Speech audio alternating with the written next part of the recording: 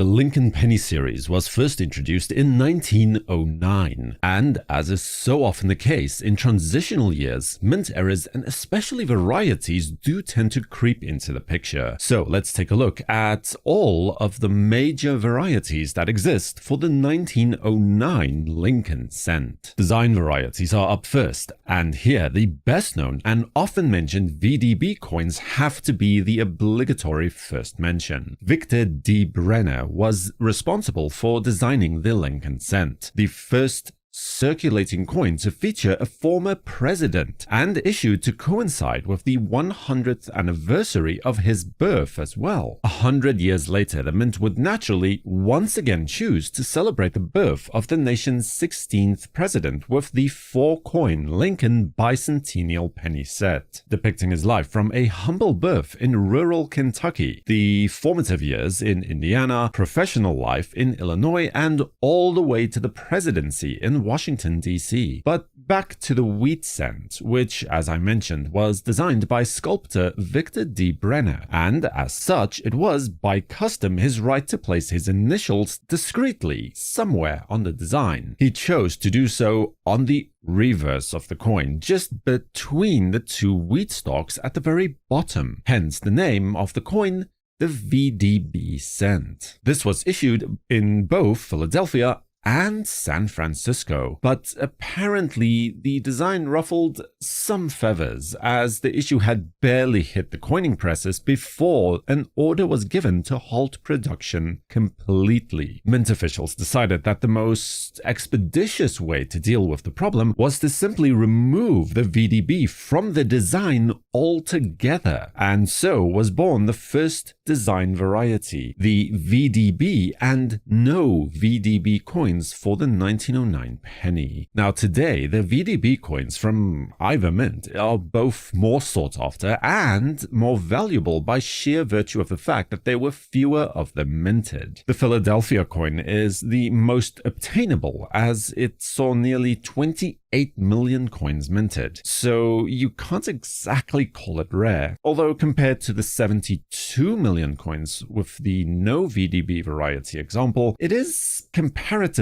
so, not as easy to find. Now, the San Francisco or S-mint coins, especially the VDB coin, on the other hand, is a completely different story. San Francisco minted 1.825 million no VDB cents in 1909, so already a relatively low number for the Lincoln series. But the 1909 S VDB penny only saw 484,000 coins leave the mint before production was halted. In today's market, an average circulated 1909 penny would fetch about $5 to $10. Maybe, with a 1909 VDB coin doubling that to around $10 or $20, moving up from there to a decent graded coin at, say, the MS64 level. Then the 09 commands a price of $50 to $100 with ease, and the 09 VDB manages to raise that to between $80 and $150 at the same grade point. During 2022, a gem beauty of a coin at the grade level of PCGS MS67 plus red was sold at auction for a highly respectable $7,200.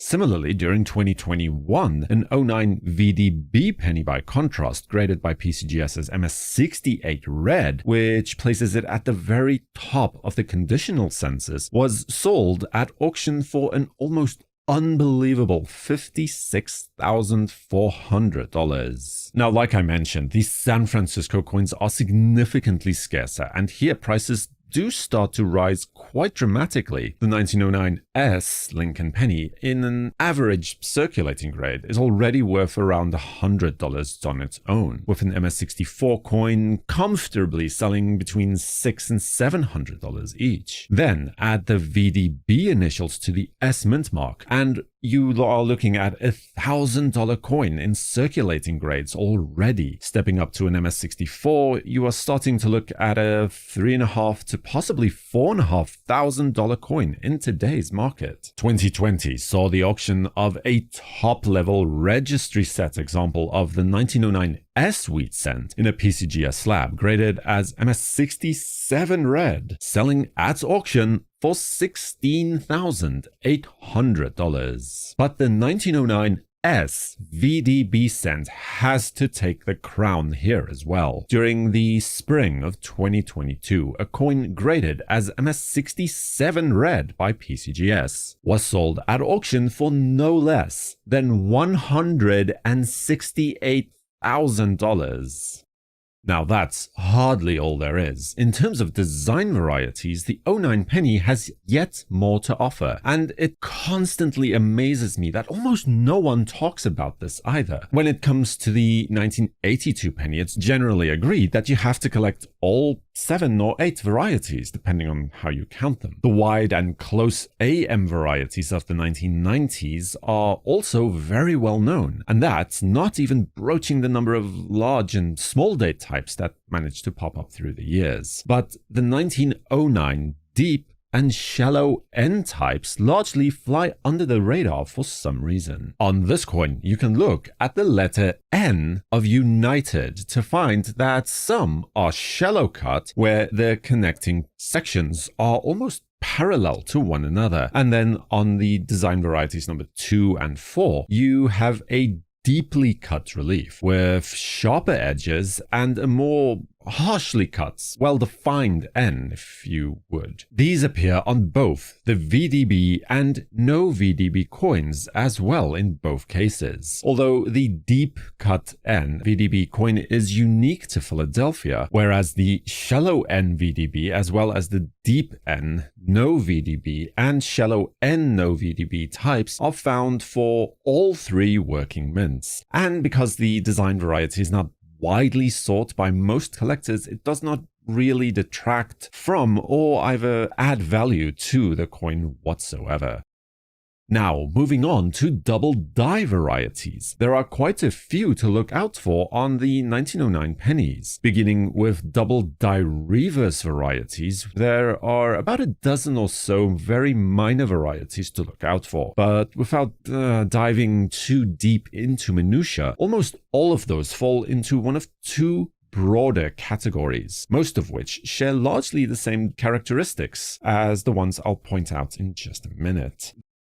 These are distorted or distended hub-doubled coins. The first is an example of a class 2 or distorted hub-doubled coin. Here, the doubling is clearly seen on the letters of E pluribus unum. This is boldest on the various U's within the motto, as well as the L of pluribus. Again, the base of the letter E is also a point of interest for this variety. As I mentioned already, there are numerous other varieties that share similar characteristics, but on this specific coin, die markers include a small die gouge on the base of the L in pluribus, a diagonal die scratch towards the left of the T in cent, and a long diagonal scratch from west to east through the C of cent. But not all of the varieties will share these exact die markers, but the doubling will appear similar on most. The other grouping I mentioned are the distended hub-doubled coins, or the class 6 doubled coins. These may be a little more difficult to diagnose, but your primary focus should still be on the letters of E pluribus unum. But in most cases, the letters will simply appear thicker than they ought to be. This is especially true in the present example, where all the letters appear to be fat or really thick at the base of the letters. The dots separating the words are especially noticeable, with fantastic doubling here, where they are not so much round, but rather elongated. The tops of the letters 1 are also similarly affected. Unfortunately, none of these double die varieties are listed in the Cherry Picker's Guide, and as such, neither PCGS nor NGC will attribute them as varieties. They'll be happy to slap them for you, but they will not attribute the variety on the label. If you're looking to grade one of them as a variety, then Anax might be a better option for you. Because of this low market recognition factor, the premium for these varieties over the base coin is also relatively low. Moving on from there to more recognizable or better known varieties, we find a double die obverse variety for the 1909 VDB cent. This is again a distended hub-doubled coin. As a result, the defining characteristic is additional thickness towards the design elements. In this case, the letters of Liberty are all thicker in their vertical sections than compared to a normal coin. But the numbers on the date are the real stars of the show, with additional thickness and, in an early die state, even fair separation lines on the tails of both number 9s. Depending on the die state of the specific coin that you might have, die markers for this variety might include die chips inside the cavities of the letter B in Liberty, as well as similar effect on the R of the same word. Although it should be noted that the die chip in the R specifically is also found on non-variety coins as well. In later die states, clash marks can also be seen towards the right of Lincoln's throat, as well as the corresponding clash marks on the lower end of the C in cent on the reverse of the coin. In 2021, a coin like this, graded by PCGS as MS67 Red, was sold at auction for $9,600. However, the 1909 VDB cent has a far stronger and more impressive double die variety to look for as well. This coin is the result of offset hub doubling, with a fairly strong spread on the obverse of the coin. Most of the doubling here displays towards the southeasterly direction to a lesser or greater degree. There is some doubling to be seen on Lincoln's lips to start with, although this is definitely not the strongest doubling on this particular variety by far. We move then to the letters of Liberty, where the B, the E, R, T, and Y are all doubled quite nicely, with the doubling becoming stronger and more defined as you move closer to Lincoln's shoulder, or to the center of the coin, if you will. The strongest doubling, however, is reserved for the date, or at least the first 3 digits of the date. Here, there is very bold doubling on the number 1, the first 9, as well as the 0, and this is definitely your primary place of interest when looking for this particular variety. During the 2018 ANA's World's Fair of Money, a coin matching this description, graded by PCGS as MS67 Red, was sold at auction for $12,000.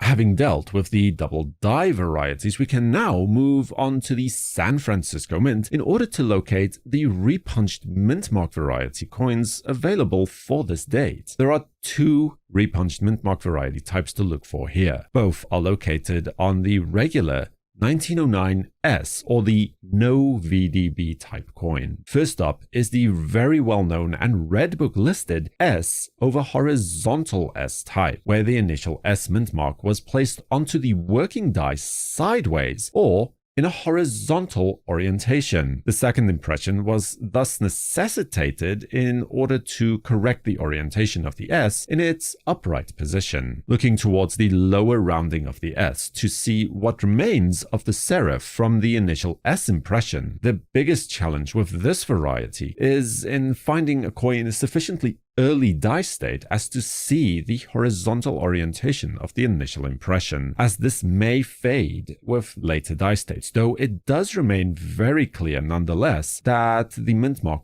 was repunched. For this coin, the finest known example, standing at a grade of MS67 Red from PCGS, was sold at auction in 2018 during the sale of the ESM collection for $24,000.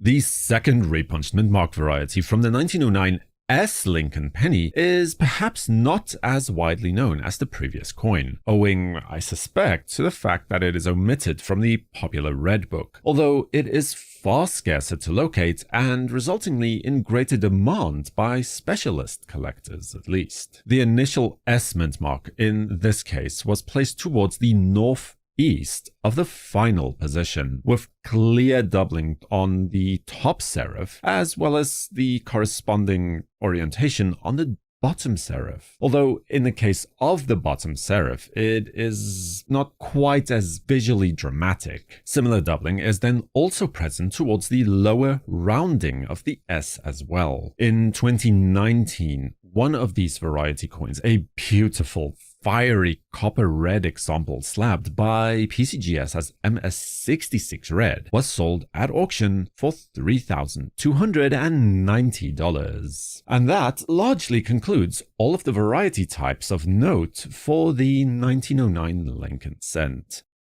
Let's take a quick look at the different variety coins that you can look for and find within the 1910 wheat cent. First in line would be a repunched mintmark variety from the San Francisco Mint. This, the first of two similar varieties, is not the boldest, but still manages to have impressive doubling on the S mintmark towards the south of the final impression, with mainly the serif and lower rounding of the S being the main pickup points for this variety. It is a curiosity that, mainly due to the already relatively high values of the base coin in high grades especially, the premiums for this variety tend to stay on the lower end. Still, in 2023, a PCGS graded AU50 example of this type was sold at auction for $169. The next coin that then follows is, well, would logically then be the other repunched mintmark variety, also from the San Francisco Mint, as Denver would only start producing Lincoln coins in the following year. Here, the doubling, or well, I should probably say repunching rather, is really quite strong. An indication that the initial S mintmark must have been very strong is the fact that most of the first punching remains visible underneath the secondary and final placements. Immediately you should notice the top portion of the second S mintmark is seen towards the north of the primary mintmark, almost doubled perfectly in relation to the final placement. The bottom serif is also then seen to display with the same effect, and even the middle section of the letter S can be detected in most examples found. This coin is by far the most popular variety of the 1910 Lincoln series, and manages to attain consistently higher prices in any grade. A rather extreme example of this would be in 2018, when Stax Bowers sold a PCGS graded MS67 red example of this coin at auction for the closing price of $19,200.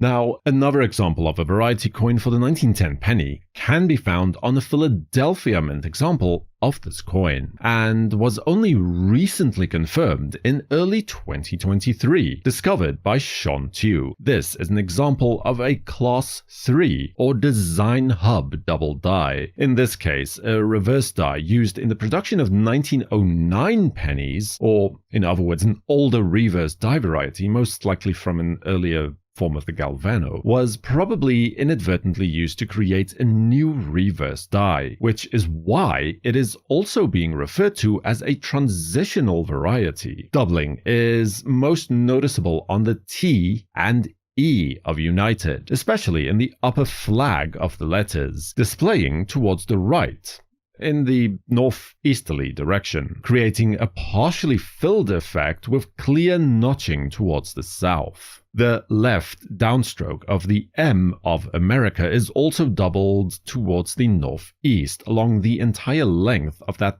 particular aspect of the letter. The reverse of the coin is usually seen paired with an obverse that displays signs of a die clash below Lincoln's chin, and a small die crack running diagonally towards the right, from the lower left corner of his bust. Now, as of recording this, PCGS has not recognized, well, or at least slabbed, any examples of this coin that I'm aware of, certainly. However, NGC does recognize the variety and is slabbing them with the 1910 reverse of 1909 attribution. Now, because it is such a newly discovered variety, there is no auction record or available pricing data to point to, but $50 to $100 premium per coin would not be an unreasonable assumption, depending on grade, of course. Then finally, there is the matte-proof version of the coin. Now this is not a variety in the strictest sense, but rather just a proof version of the same coin with a matte finish. It is highly unlikely that you will come across it searching in coin rolls, but it is important to know how to tell the difference all the same. The matte proof coin for this year typically has noticeably sharper details on Lincoln's beard, as well as the details of the hair behind Lincoln's ear. Comparing a high-grade business strike example of this coin with a matte proof version is the best way to illustrate the difference. It also highlights the differences in texture of the surface of the coin, where the proof coin has a finely but uniformly granulated or sandblasted surface, oftentimes missing from the regular coins. The rim of the coin should also be sharply squared off and not beveled or rounded in any way. These matte-proof coins came from the mint wrapped in yellow tissue paper, which contained sulfur and caused fantastical toning at best, or resulted in coins turning from fully red to completely brown at worst. Now, these matte-proof coins are very popular today and valuable as a result. In 2023, a PCGS graded MS67 example of the coin was sold at auction for $18,000. But the record still belongs to a coin sold at auction in 2019, a PCGS graded MS67 plus red example that managed to raise $52,875. The 1911 wheat cent has a number of valuable variety coins that you can look for. Let's start off with the San Francisco Mint that has a very attractive, not to mention very popular, variety coin with collectors. This is the 1911 S/S repunched mintmark variety. This is a fantastic variety where the repunching is really very clear, and the remnants of the initial punching can be clearly seen towards the west of the final impression of the S mintmark. Both the bottom serif as well as the top rounding of the mintmark are clearly, well, for the practical purposes, almost doubled towards the left. This should hold true even in lower grades and in later die state examples of the coin as well. In later die states, the top rounding does become less pronounced and becomes less obvious, really. But the initial impression of the bottom serif should remain legible all the same. During 2022, a PCGS graded example of this coin slabbed as MS65 brown was sold at public auction for the sum of $1,750.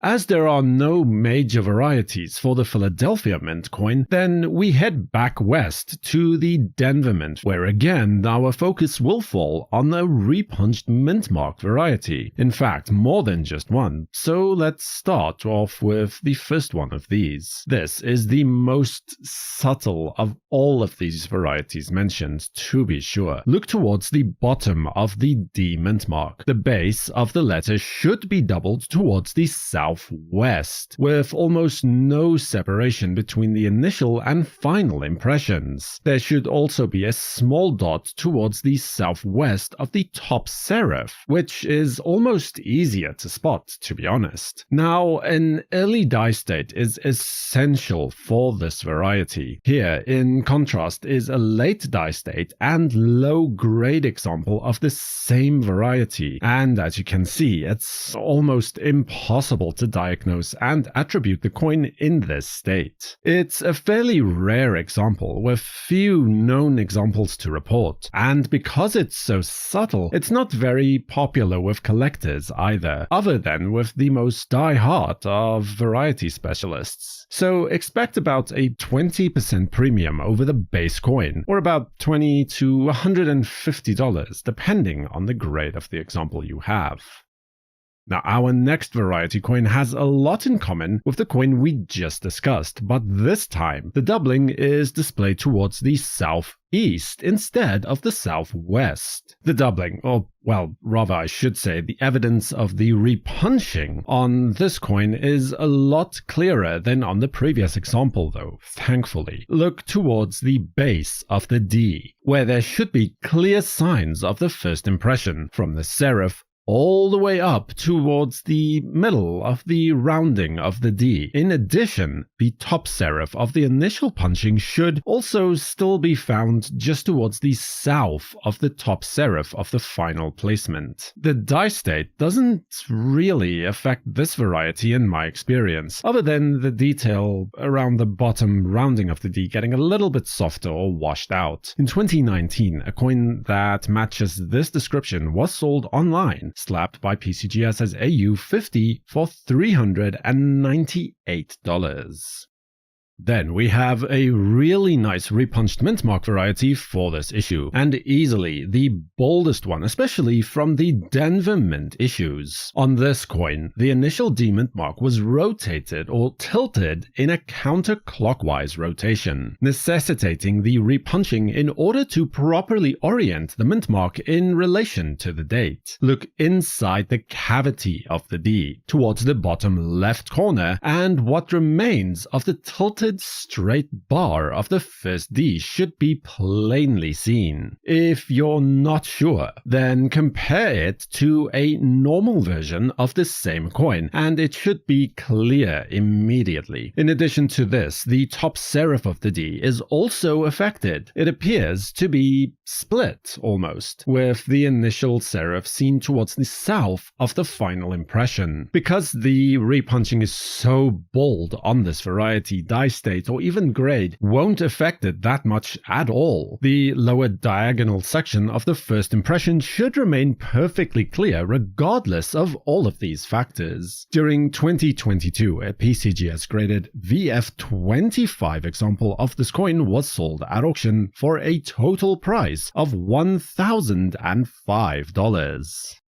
And then the final variety is again a repunched mintmark from the Denver Mint, or well, to be more accurate, a 1911 D over D over D triple punched mintmark variety. In this case, the top serif of the secondary impression is seen southwest of the final placement. It almost may appear to be just a simple die bump, but it is in fact the remnant of the prior impression of the D punch. The initial impression, or again what remains thereof, is seen towards the southwest of the final mintmark. It is very faint, but there should be a slight raised section representing what was once the lower right rounding of the initial D. In 2023, a coin like this, graded as MS63 Brown, was sold at auction for $630.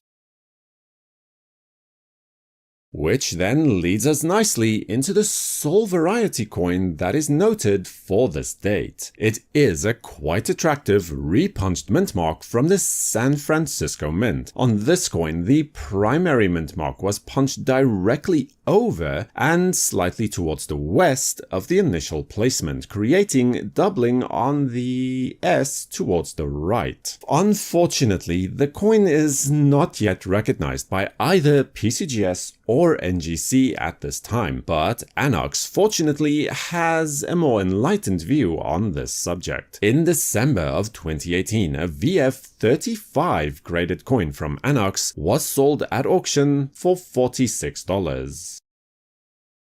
A single, extremely minor repunched mintmark is known for the San Francisco Mint coin in this case, which only shows very slight notching in the lower serif. However, this variety is extremely minor. It is not recognized by PCGS nor NGC, and there is no listing for it in the Cherry Picker's Guide either, and as such, its main value is for educational or academic purposes, with no real market premium above the base coin itself.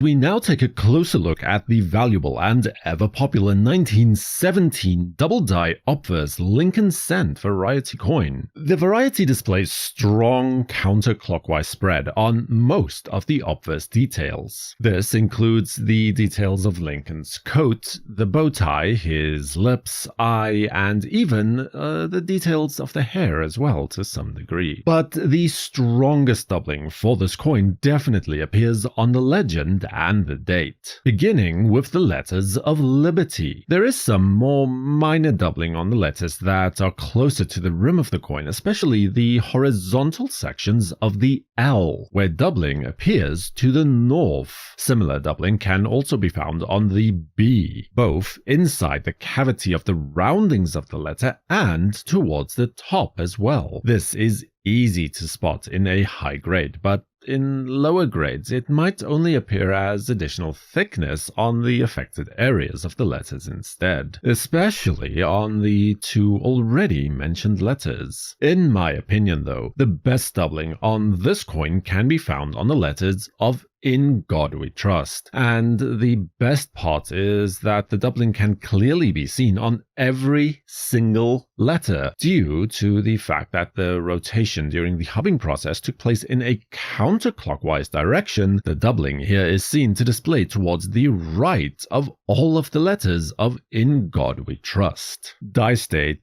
isn't really much of a concern for this issue due to the doubling being so strong in most areas. However, in some coins, a combination of a weaker strike and a later die state may conspire to at least conceal the doubling to a tiny bit, as can be seen here on the letters of In. Both coins are graded as MS67 red, but the coin towards your left is in an early die state with a sharp strike, and the one to your right is in a later die state. Looking specifically at the letters of Trust, the doubling is not as crisp, lacking the clean lines you would hope to see at least. And looking towards the top of the letters, you can see the signs of die deterioration beginning to take form. So just keep that in mind when you're comparing and contrasting your coins to photos of known examples. The hallmark of this variety though remains the date. Here the doubling is definitely the boldest and easiest to spot, with every number doubled strongly towards the southwest. There should be clear notching on the top left and bottom right of the number 1, strong doubling on the rounding of the 9, with notching in the upper curl and a split in the tail of the 9 as well. The second number 1 should be doubled in the really much the same way as the first, but with a slightly stronger amount of doubling due to the fact that it's closer to the rim of the coin. And then the top flag of the 7 should almost completely be doubled towards the south, but not so much that separation has occurred. And the lower tip of the number should then be doubled almost exactly due south as well, as an indication of the coin's true rarity and why the coin is so expensive. Despite how strong the doubling is on the coin, it took almost 60 years for the variety to achieve widespread recognition, with the Discovery coin only coming to light in 1977. Luckily though, the doubling is sufficiently strong so that the variety should be detectable in almost any condition, from high-grade mint state examples right down to low-grade, worn-down and heavily circulated coins. Using the date as the chief point of interest for the coin, as well as the letters of We Trust as an example, let's take a look at a few different grades so you can know what to expect if you pull a coin like this from a coin roll or find it in a mixed bag or something like that. First up is an MS63 brown example. As you would expect, since this is still a mint state coin, the details are still easy to detect all round with no wear. The separation lines on the date are a little soft, but this is down to the strike quality of the coin more than than anything else. And just out of interest's sake, here is an MS62 example of the coin in a later die state. You can see the die deterioration with the distinct trail lines beginning to form towards the right of the letters in this case, although the doubling itself is still very clear. Alright, so next up is an AU53 example of the coin. You can see that the wear is beginning to set in this case. The doubling on the letters of "In God We Trust" is still extremely strong and shouldn't be affected at this grade level to any significant degree. The date is also still very clear, and the notching in the first 1 and the 9 remain fully intact. The separation lines on the second one are all but gone here already though, leaving instead a number 1 that is both longer and thicker than it really should be, dropping down to a VF35 from there, and here you can start to see the rigors of circulation taking its toll. The clear notching on the 1 becomes less clear, and the separation lines on the flag of the 7 may also have become worn down at this point, leaving numbers that are thicker than they should be instead. On the date, the number 9 still remains the best indication of the doubling, while the letters of "In God We Trust" should still be clearly doubled. In an F10, a grade that should be quite common for this date, all that remains of the once clear doubling is the additional thickness on the numbers, as well as the unmistakable doubling on the top curl of the 9. Similarly, and depending on the wear pattern of the coin that you have, the doubling on the letters should now also become more obfuscated. The next step down is then a VG8 grade. Honestly, not a lot should change from the F10 coin discussed before, since most of the doubling is not seen on the extreme high points of the design. But moving down further to a G6, well, this is about as low as you want to go without the coin basically turning into a blank disc again. Under extreme magnification, the notching of the 9 could remain. Otherwise, the additional thickness of the numbers is your best bet for identifying the doubling here. And at this very low grade, the same pretty much goes for the letters of "In God We Trust" as well. The coin has surprisingly few reliable die markers to help establish authenticity, although in an earlier die state there is a diagonal die scratch from the right serif of the T in Liberty traveling down towards the center of the letter, with a less obvious die scratch connecting the T towards the Y as well. And the reverse notes a small die gouge traveling south from the right of the second U in Unum, although this is not present in all examples of the coin, meaning that it probably happened sometime during the minting run for this issue. The auction record for this coin was set in 2019, when a PCGS graded MS67 Plus red example was sold at auction by Stax Bowers for $120,000. The 1922 D Wheat Penny presents a unique challenge for the modern coin collector, especially if they have an eye towards variety coins, as relatively minor differences can make a very substantial difference in price. By rights, all 1922 cent coins should have a D mint mark, as the Denver Mint was the only working mint to produce pennies for the year, for a total mintage of 7,160,000 coins. However, a small number of these coins have been discovered that have extremely weak or even no D mint marks whatsoever, and these no D mint mark coins can potentially be worth large sums of money to the collector if you know how to correctly identify them. Because not all 1922 no D pennies are created equally, as it turns out. You see, in 1922, no more than 30 working dies were created and sent to the Denver Mint to strike pennies. This was woefully insufficient, and they were forced to keep dies in service far longer than would usually be the case. As a result, most 1922 Lincoln cents were struck with worn out or eroded dies. That's how you get a coin that is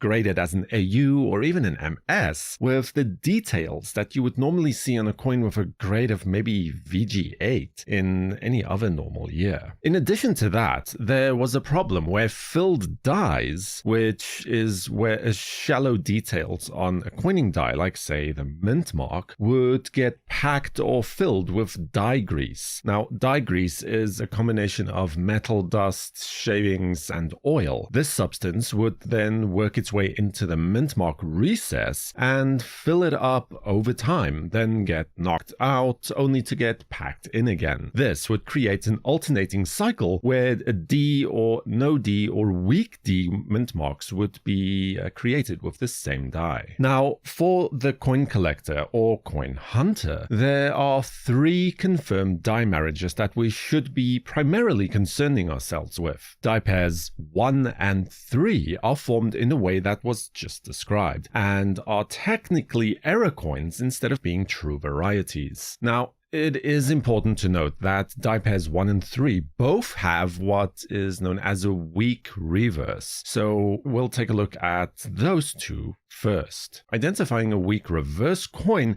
is fairly simple. The reverse displays weak details, even in higher grade coins. The lines in the weak stalks will be poorly defined or appear worn down, and the letters of E pluribus unum will show signs of die deterioration to varying degrees, although exceptions of course do exist. The more defining characteristic is always a weak or completely missing D mintmark on these coins though.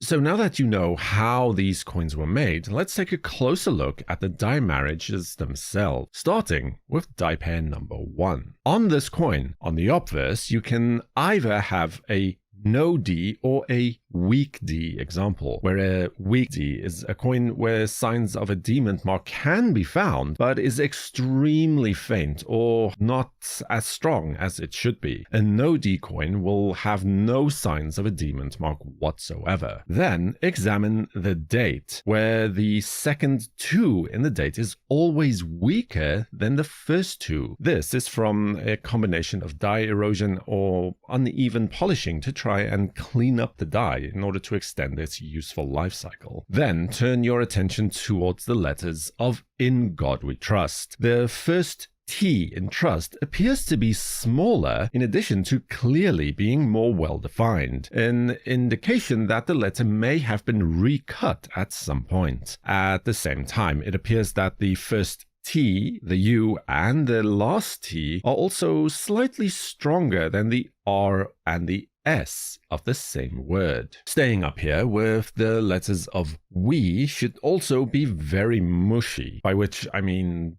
soft or squished almost, very poorly defined at least. The typical reverse for a die pair number 1 coin is weak, with very little details in the wheat ears, especially the lines closest to the rim of the coin. In addition to this, there is what is known as a jogging die crack on the reverse, which runs from the L in pluribus southeast diagonally down and through the O in 1. Now, at this point, I should probably mention that a straight or radial die crack is also known in the same position on normal 1922D cent coins. The way to differentiate the 2 from each other is that on the normal die crack, it will be running in a straight line through the top of the O. On the weak or no D coins, from die marriage number 1 at least, the die crack will be jogging across the top of the O, where the line of the crack is broken or split off to run diagonally across the top of the O and then only continues down. Die pair 1 is still collectible and will see a premium over normal coins. In 2019, a PCGS graded weak D 1922D penny from die pair number 1 was sold at auction with a grade of MS63 red brown for $1,320, while in 2014, a PCGS graded no D weak reverse 1922 coin was also from die pair number 1 was sold for $4,371 at the same grade. Although even a low-level coin like this can retain its value, in 2023, a 1922 no-D weak reverse die pair 1 example, graded by NGC as F12, was sold at auction for $336.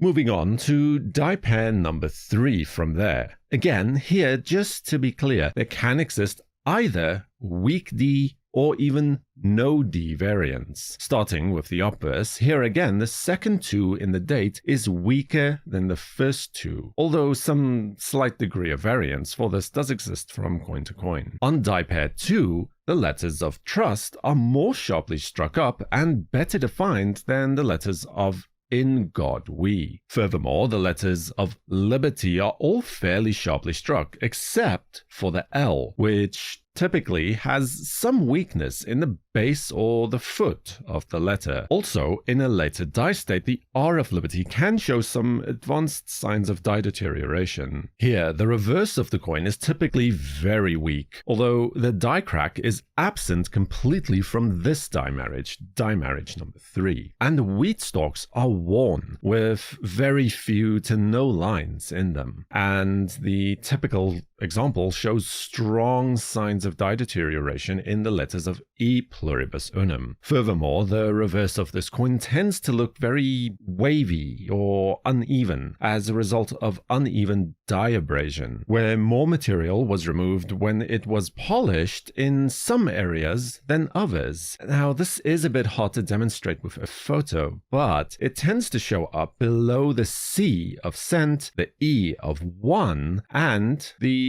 general lower third quadrant of the coin when oriented correctly. Also, in later die states, the lower left portion of the O in 1 is starting to spread into the fields of the coin as well. In 2021, a 1922 weak D penny from die pair 3 was sold at auction, graded by PCGS as MS63 red-brown for $720. And in 2019, a 1922 die pair 3 no D penny, graded by PCGS as MS64 red, was sold for $22,800. Which then finally brings us to the real star of the show, the famous 1922 no D strong reverse Lincoln cent. This is what is known as die pair number 2. It differs from 1 and 3 in that the D mint mark was not filled with die grease, but rather instead absent completely from the coin. This die marriage was formed when the obverse and reverse dies clashed, or in other words, struck each other without a coining blank being fed in between them first. This damaged both dies. The reverse die was likely irreparably damaged and likely broke altogether, and as such was replaced with a fresh die with crisp and clear details. This is the strong reverse type. The obverse die was not as badly damaged and could still be repaired and put back into service. This was done by polishing the die to remove the clash marks, but in the process, the D mint mark was also removed completely. This is how you end up with die pair number 2, with a soft or worn obverse lacking a mint mark and a strong reverse with sharp details. This is the only true variety. On the obverse of the coin, there should be absolutely no trace of a D mint mark. The second 2 of 1922 was recut and is thusly sharper than the first 2 of the coin. All the letters of trust are sharp on this particular coin. The letters of we are only slightly mushy, but are not quite as sharp as the letters of trust. But the in God section is very soft and mushy on this coin. And while the mint mark was completely erased, the front right portion of Lincoln's jacket was also partially erased at the same time. The reverse of the coin should look practically new in comparison. Now, when examining a coin that you think might be the strong reverse no D die pair number 2, look at all of these die markers, as forgers have been known to take a normal 1922 D penny and grind away or remove the D mint mark to try and fool unsuspecting collectors. That is also why I showed you the other two die pairs first, so that you can learn to tell the difference between these genuine coins and a fake no D penny from 1922. In 2024, a PCGS graded 1922 No D Strong Reversed or Die Pair 2 wheat penny was sold at auction. Graded as MS64 Red Brown, it achieved a closing price of $72,000. To put that into its proper context, during 2020, the finest known 1922 D Lincoln Cent, graded by PCGS as MS66 Plus Red, an amazing coin to behold, was sold at auction for $18,800. The 1925 S over S repunched mintmark variety coin from the San Francisco Mint. In this case, the initial impression was placed due south of the primary mintmark. The effect really is quite unmistakable, with the lower, I'd say, third or so of the entire initial S impression still clearly visible directly towards the south, or just below the primary S mintmark. Now, the die state of the coin in question does have an effect on how severe the repunching might display on the coin you have in front of you. So, by way of comparison, here are 3 coins, each of which have been graded as mint state between 63 and 65 brown, but each is in a different die state, from early to middle and late die state examples of the same variety coin from left to right. You can see the deterioration of the details and how dramatically the repunching displays on each die state as it advances. Now, obviously, an earlier example of the repunching displays more dramatically and clearly would be more desirable to a specialist collector and thusly more valuable as a result as well. Now, in 2018, the finest known of these coins, a PCGS graded MS64 red example, was sold at auction by Stax Bowers for $1,920. More recently though, in 2022, an MS64 brown graded example from PCGS was sold by David Lawrence Rare Coins for $825 at public auction.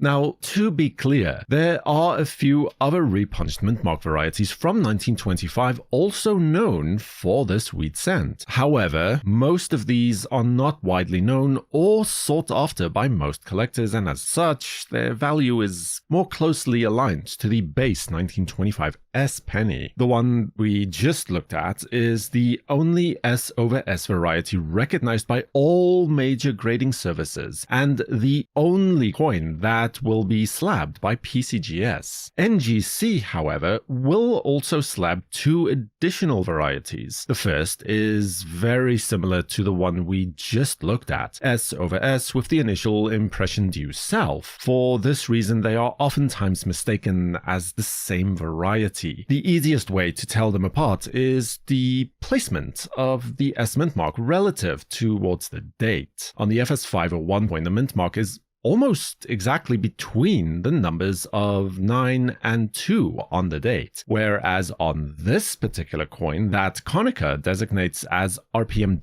003 and NGC will slab as VP 002, the S mint mark is closer to the 2 of the date, both horizontally and vertically speaking. Another example, shown here, has the initial S mint mark placed towards the southwest of the primary S. But again, very few people know about this and or are even looking for it, so its value is limited at best.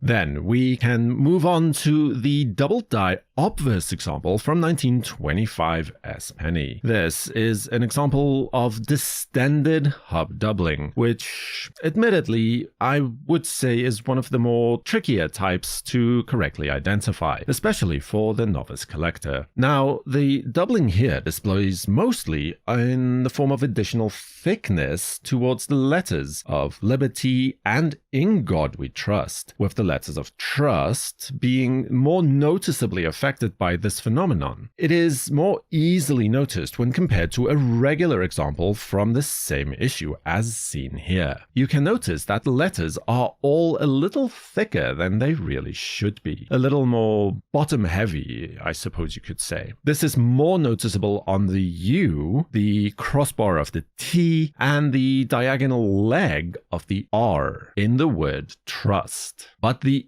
easiest way to quickly identify this variety is the date, where the same effect is more clearly identifiable on the numbers of 1925. Pay particular attention to the tail of the number 9. In addition to this, the 2 and the 5 both show a good deal more girth towards the southeast. In addition to all of this, there should also be a small die chip just above the D in the designer's initials of VDB on the curb of Lincoln's bust that you can use as a confirmatory diagnostic point if you remain unsure. This coin was first published in the April 1988 edition of Eriscope and still remains surprisingly rare. Despite that, the value only really sees a moderate premium over the base coin itself. In 2022, a PCGS graded AU55 example was sold at auction by David Lawrence Rare Coins for $140, though in 2016, a PCGS graded example was sold by Heritage at a grade of MS65 Brown for $1,116.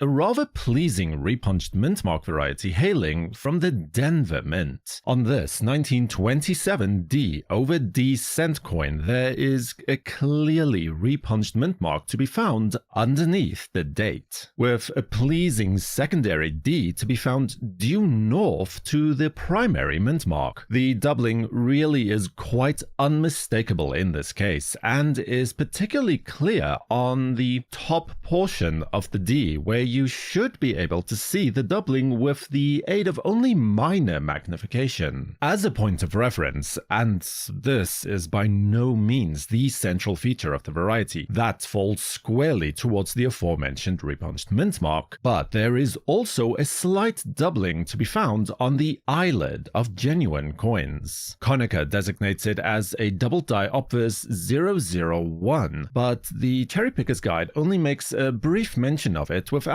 a dedicated listing, so I would suggest to use it as a confirmatory diagnostic point only for the repunched mintmark variety. The coin is mostly unknown in higher grades and as such attracts an attractive premium when they do tend to pop up. In 2023, this PCGS graded example was sold at auction with a grade of MS63 Brown for the sum of $840. From there, we move back east to the Philadelphia Mint, where we find a double die obverse variety to look for. An example of Class 1 rotated hub doubling with a slight clockwise rotation. This displays as slight doubling on the letters of Liberty as well as In God We Trust. On Liberty, the doubling is best spotted on the base of the letter L, almost perfectly due south with only slight notching in the corner. Now, I suppose this would be a good moment to mention the impact of die state on this variety, as most examples seen are in a later die state. In this coin, it can actually have an impact on the price, as earlier die state examples display stronger and may likely be worth more in the open market. Here we can see an example in both a lower die state and a lower grade, where the L is still doubled, but it is less obvious with the separation lines now largely gone and additional thickness becoming more of a hallmark, although you'll note that the notching still remains. The most pronounced doubling on this coin, though, appears on the letters of In God We Trust, where we can see the doubling clearly towards the left of the letters. It is clearly also more obvious towards the top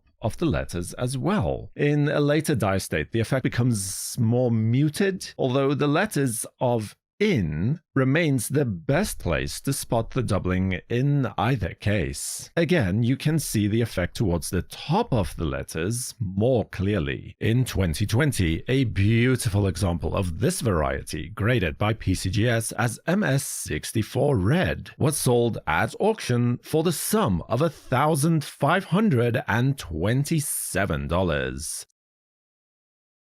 Now, as we explore varieties for the 1928 wheat cent, in terms of prominent varieties, there really is just a single point of discussion for this issue, and that is regarding the two different mintmark styles that were used for the date, those being the large and the small S mintmark. The first, or the small mintmark, is mintmark style number 2, which has been in uninterrupted use for the Lincoln Cent series from 1917 and would be continued to use again until 1941. However, for whatever reason, a second mintmark style was also employed in 1928 on a small number of penny coins. This is mintmark style number 3 and was only used in this single year and only on a small number of coins. This is what is known as the large mintmark.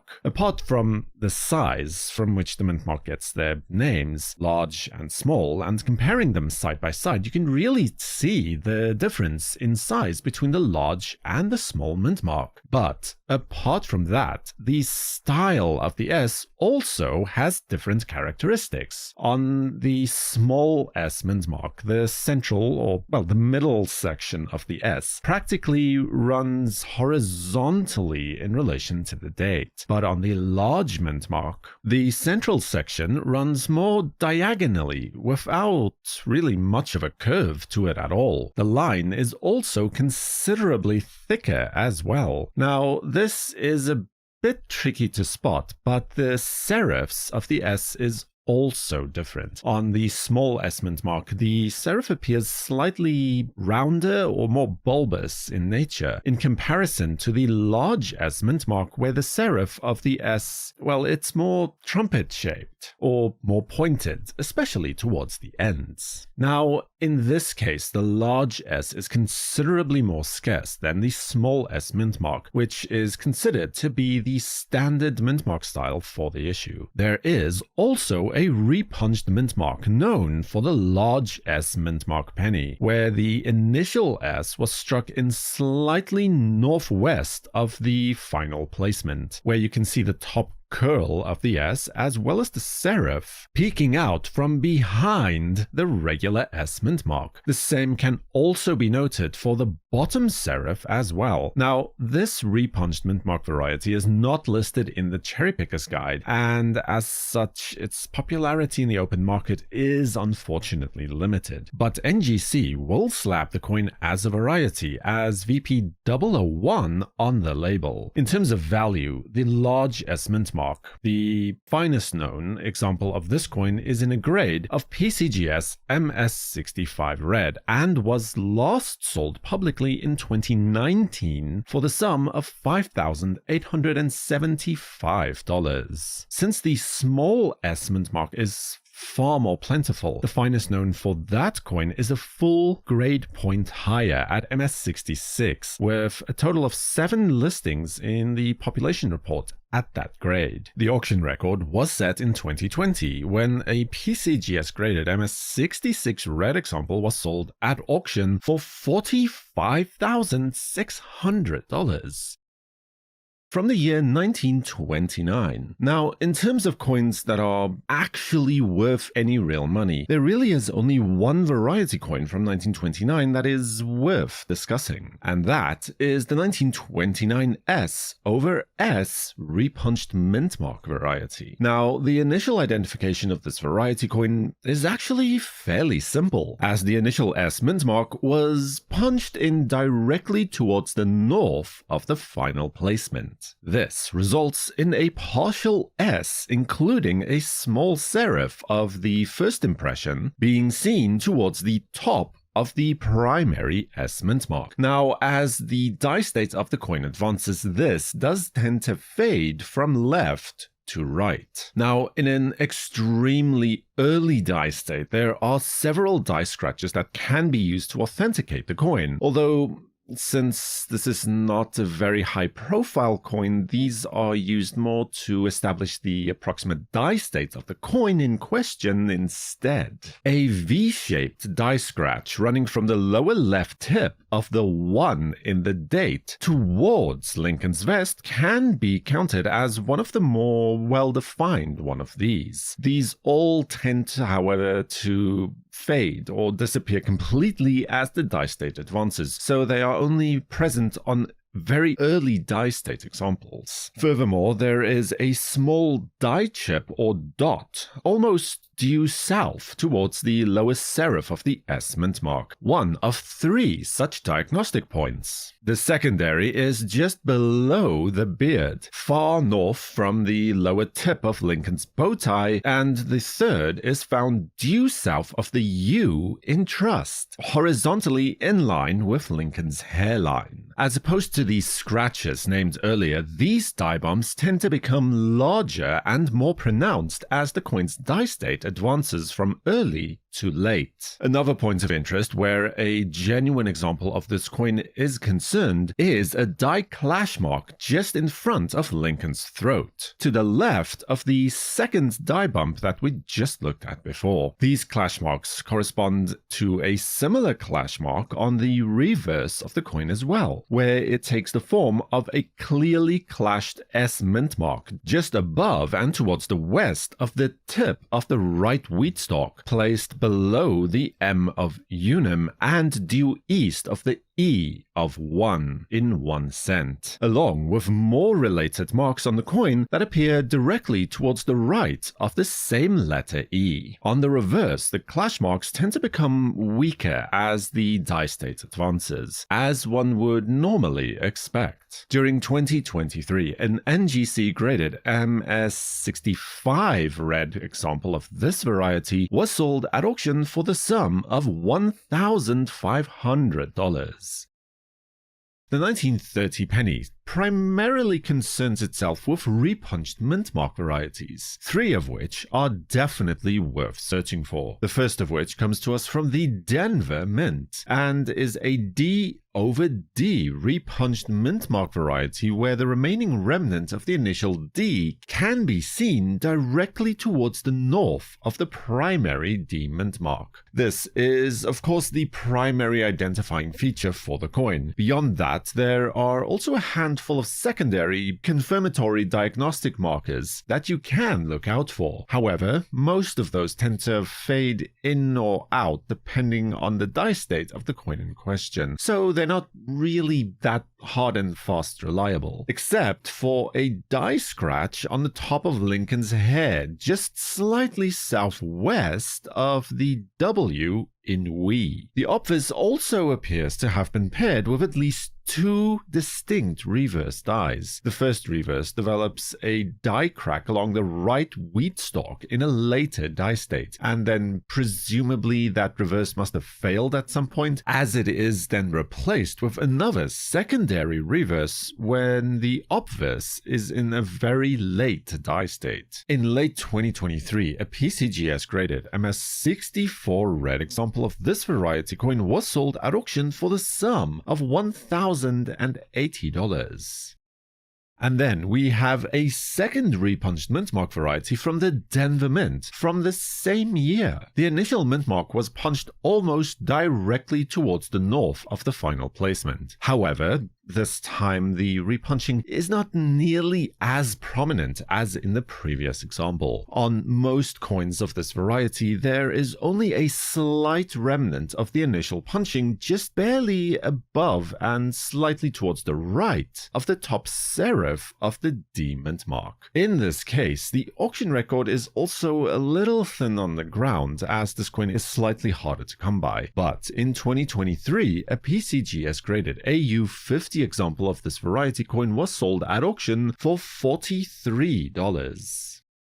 And then lastly, we have another repunched mintmark variety, but this time the coin hails from the San Francisco Mint with an S over S repunched mint mark. And again, much like the previous two examples from Denver, here too the initial S mint mark was struck in towards the north of the final position, leaving the top section of the secondary S seen peeking out from behind and to the top of the S mint mark. Notable diagnostic points for this coin includes a die scratch just below the leg of the R in trust, running diagonally almost between the R and the U. It has been suggested that this may have been caused by a feeder finger making contact with the obverse die at some point. On the reverse of the coin, there are also two markers to confirm your find. These are two very small die chips, one really more of a die bump than anything else. First, towards the top of the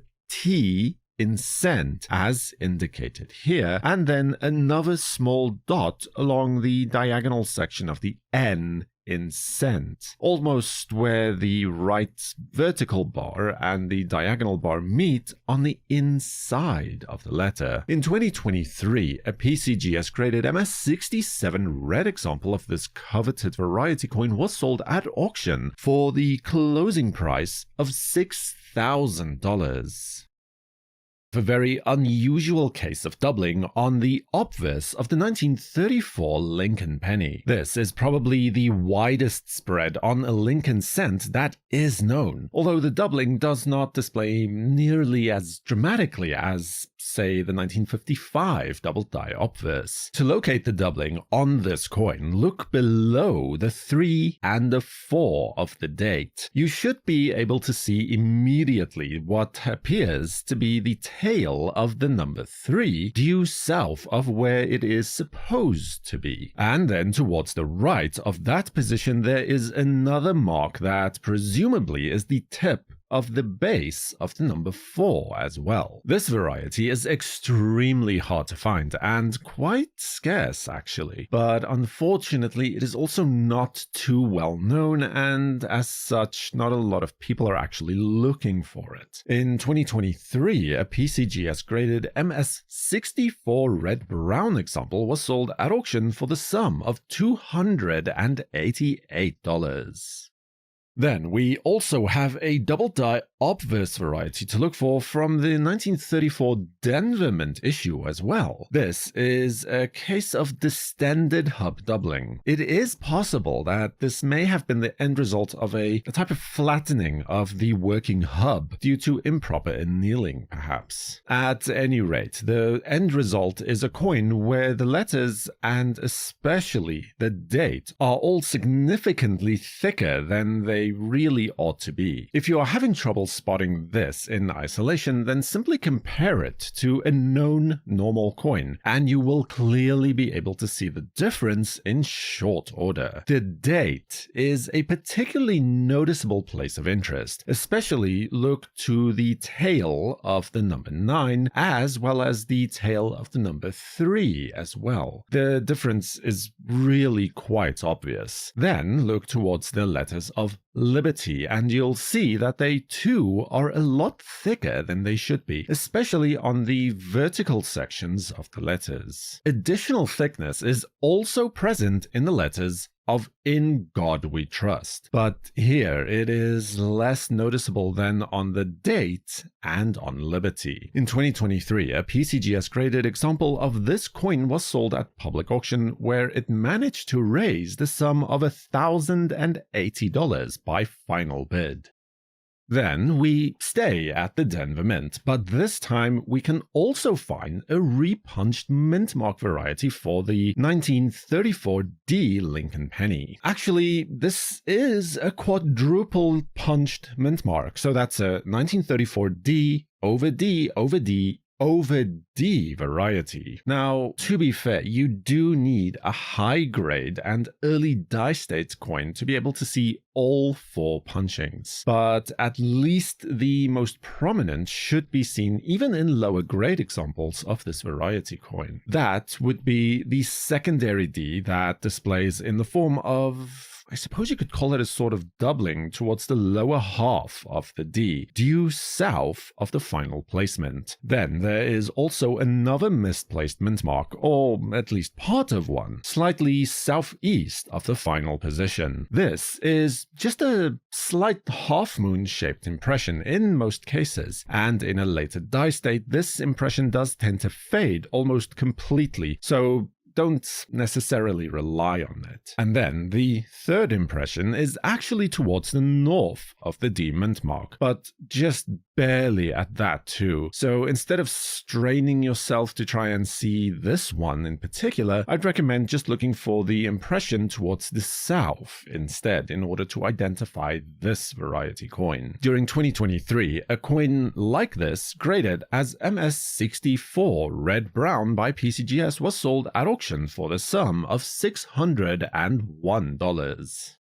And then we have another repunched mint mark variety from the 1934 D cent. This one is a lot bolder though, and easier to identify than the previous coin, and not to mention worth a lot more as well. This time the initial impression can be seen directly north of the final placement. In an attractive coin, you should be able to see clearly the remnant of the initial D towards the top, including a portion of the top serif as well. The bottom serif is also seen due north of the final placement, and the bottom section of the D is actually still seen inside the cavity of the final D mint mark. A beautiful variety that is well worth the effort to search for. In 2018, a stunning example of this coin, the finest known of its type, was sold at auction, graded by PCGS as MS67 red, for $3,745. However, it should also be noted that in 2023, the exact same coin was again offered on the open market, and this time it achieved a closing price at auction of $1,680.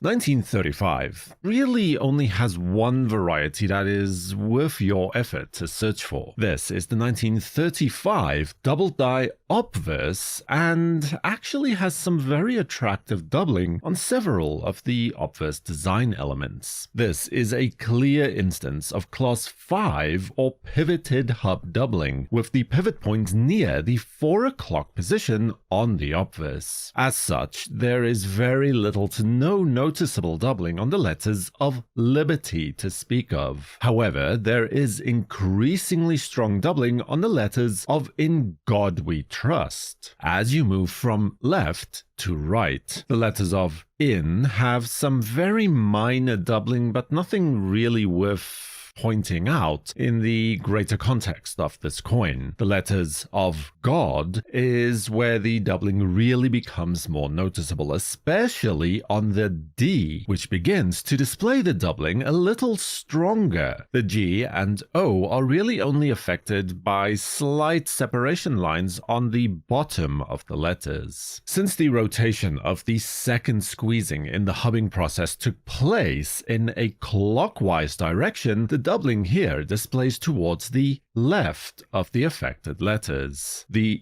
W and E of we is a good example of just that. And then the letters of trust are the furthest away from the pivot point on the coin, so as expected, the doubling here is in fact the strongest. The first T, the R, the U, and the S in particular are all doubled in a very attractive manner, and also demonstrates the clockwise rotation in question in the most effective manner. Looking at this, you can clearly imagine that between the first and the second squeezing of the working die during the hubbing process, a slight clockwise rotation took place, leading to what we see here as doubling on the letters. But that is not the only area of the coin that was affected. The date is also doubled quite clearly, and this is likely where you would first notice the doubling when searching for the variety as well. The 9 of the date is doubled towards the top, and the tail of the number is also doubled, although to a slightly lesser degree. The 3 is doubled in much the same fashion, though since its tail runs more horizontally when compared to the tail of the 9, it displays in a more dramatic fashion. And then the 5 is also doubled much the same manner as the 3 just described. In addition to all of this, Lincoln's eyelid also received some minor doubling, with the lid doubled towards the top.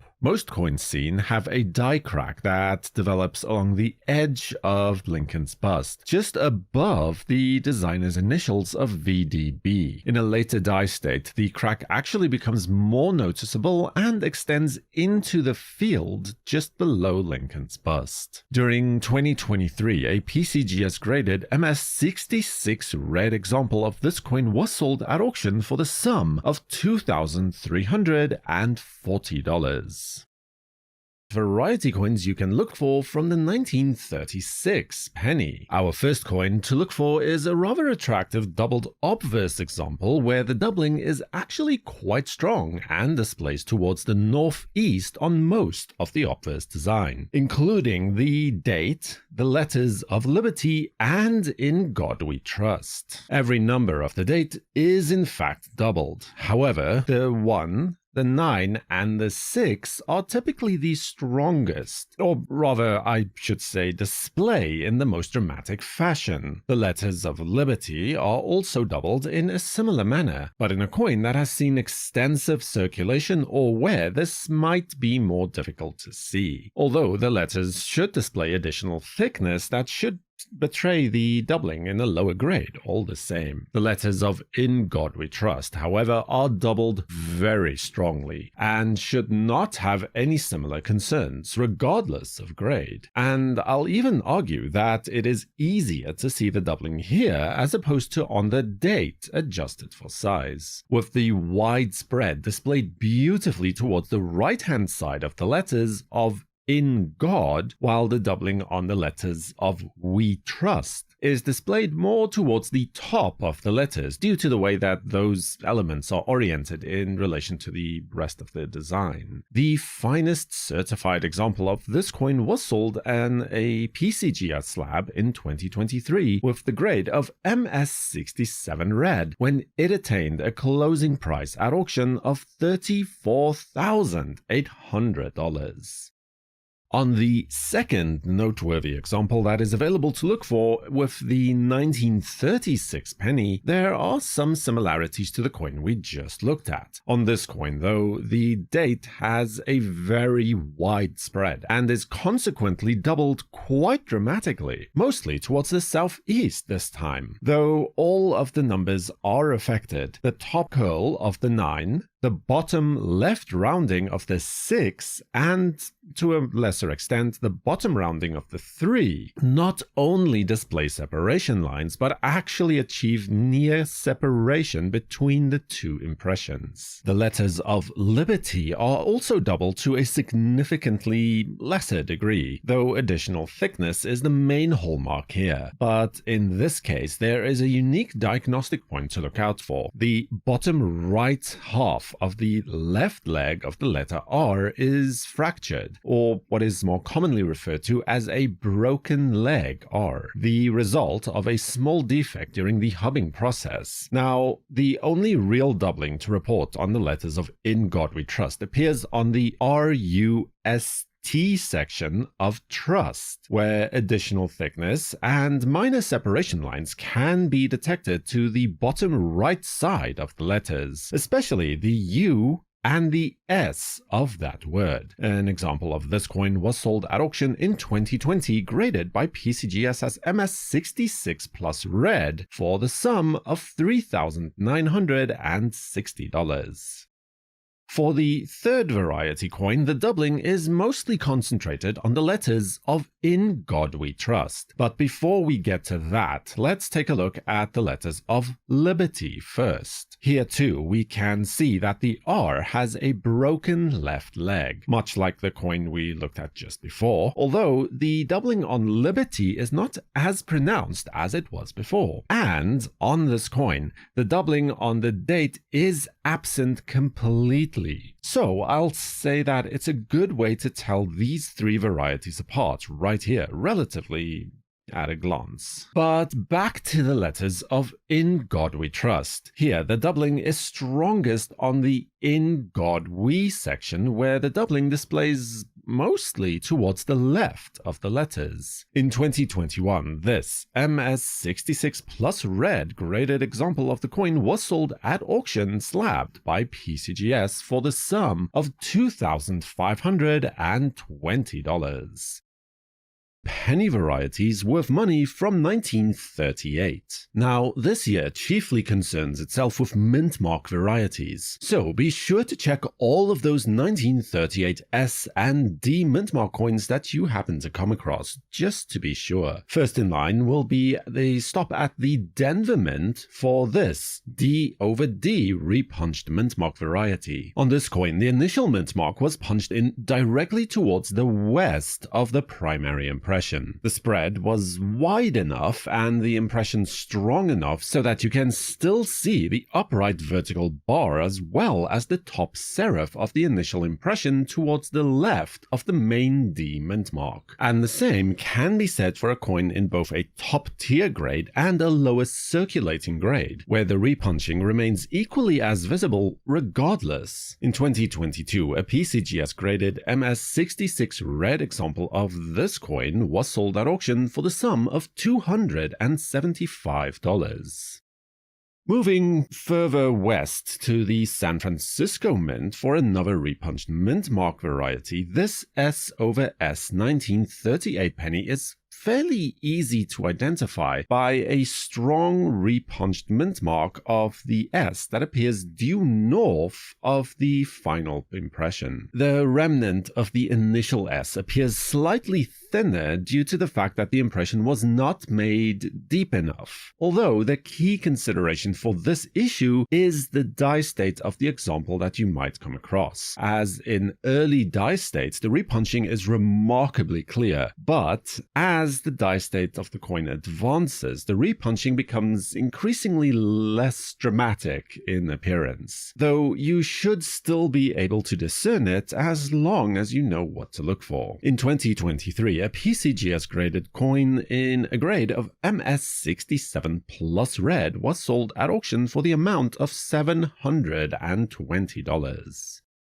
And then another repunched mintmark variety from the San Francisco Mint is actually a triple punched mintmark variety, or stated more plainly, an S over S 1938 penny. Here, the initial and secondary impressions are both practically due west of the primary S mintmark, with one being only slightly more towards the left than the other one. You can see the top rounding and the bottom serif of the secondary S very clearly, and then the remnants of the secondary or tertiary S, which are slightly more fragmented, but equally as clear upon inspection as well. Here too, the repunching is not affected by grade, and a coin in a well or average circulated grade will still display the repunching every bit as clear as a coin that is in a mint state grade. This example of the variety was sold at auction in 2023, graded by PCGS as MS67 Red, where it obtained a closing price of $480. We now take a look at Lincoln Cent variety coins from 1939. And while there are a number of more minor varieties, doubled eyelets and the like, there really is only one variety that pulls any kind of attention at all. That is the 1939 doubled obverse variety coin, a coin that is a bit of an odd duck as it is a combined variety, displaying symptoms of both class 1 and the far lesser known Class 8 hub doubling. Now, Class 8 hub doubling is what is better known as tilted hub doubling, which explains why the rotated doubling is only seen on some parts of the coin and not the entire design. We'll begin with the date, where the doubling is only displayed on the numbers 1 and 9, and only towards the top right of the 19 as well. The 9 looks to have a bit of a horn peeking out from its top, and the 1 is doubled towards the northeast, but only, once again, the top half of the number is really affected. On a lower grade, and most certainly on the lower state coin, as the example towards your left now will demonstrate, the doubling on the 9 should remain clear, although it might be a little less dramatic, but the doubling on the 1 might fade out altogether. Moving on from there towards the letters of Liberty, where the last several letters, especially the E, R, T, and Y are all doubled to varying degrees, becoming more noticeable towards the center of the design. Usually the T and the Y are the strongest, and as you can see on the lower grade coin, those are really the best indicators on this particular part of the design. In addition to that, and honestly, this is usually what I look for first, is Lincoln's eyelid is also doubled quite strongly towards the north. Look right in the protected sunken area right below the ridge of his eyebrow to see the doubling. And because of the placement of the doubling, it remains detectable in any grade or die state that the coin might be in. In 2019, a coin matching this description, graded by PCGS as MS67 plus red, was sold at auction for the sum of $2,350. Lincoln cent varieties that you can look for from 1941. For this date, there are essentially 3 varieties that are worth pursuing. The first of these has some strong doubling on the obverse of the coin, the result of rotated hub doubling, but here the first hubbing was set very shallow, which explains why the doubling only displays on parts of the design. First, look at the letters of Liberty. Due to the counterclockwise rotation, the doubling should display towards the top of the letters. The B, E, and R of Liberty are definitely the strongest indicators, where the doubling should be quite obvious. From there, the letters of In God We Trust are also doubled. Here, the doubling displays towards the right of the letters. The letters of In God are doubled mostly towards the lower half of the letters. However, the letters of Trust are more severely doubled. The same amount of spread, but the doubling is just more obvious, I suppose. An example of this coin, graded as MS66 red by PCGS, was sold at auction in 2023 for the sum of $1,800.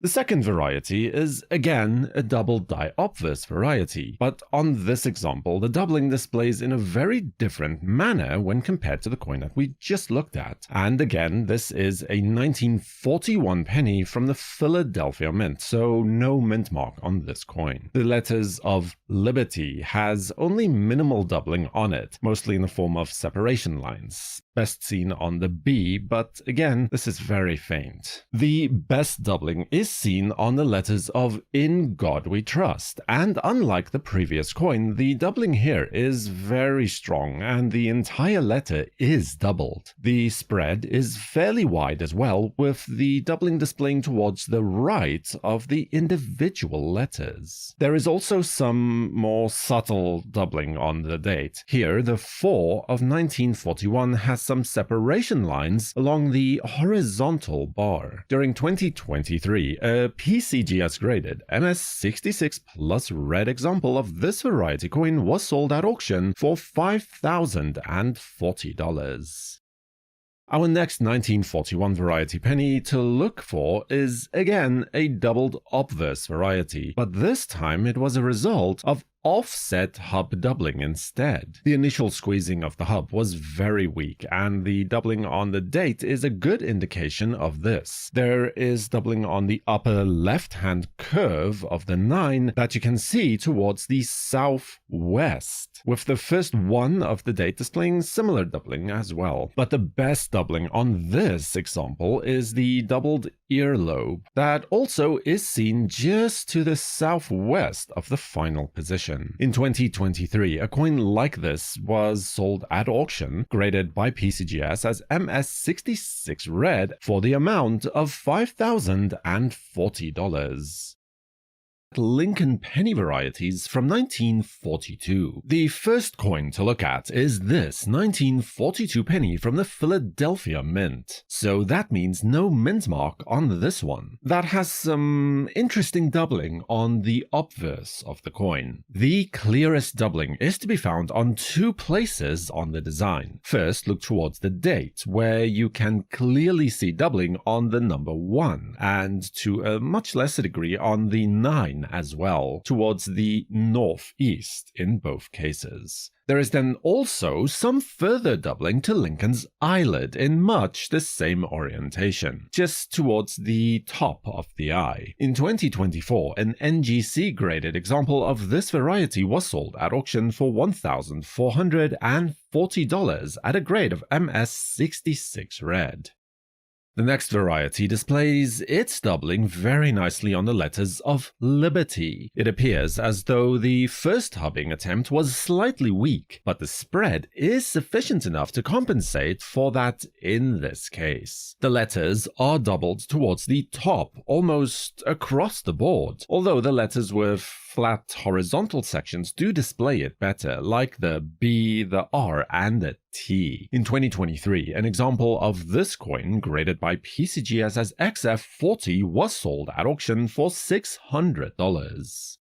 Then, moving right along to the third example now from this single issue, we have another doubled eyelid coin to look for. In fact, the 1942 penny has quite a few similar variety coins out there to look for. But in addition to the doubling that displays on the eyelid, in this case almost directly towards the east of the main design, there is also additional doubling on the letters of trust, especially on the first T of that word, where the doubling is seen directly towards the right of the letter. This coin graded as MS65 Red by PCGS and was sold at auction in 2023 by Great Collections for $1,792.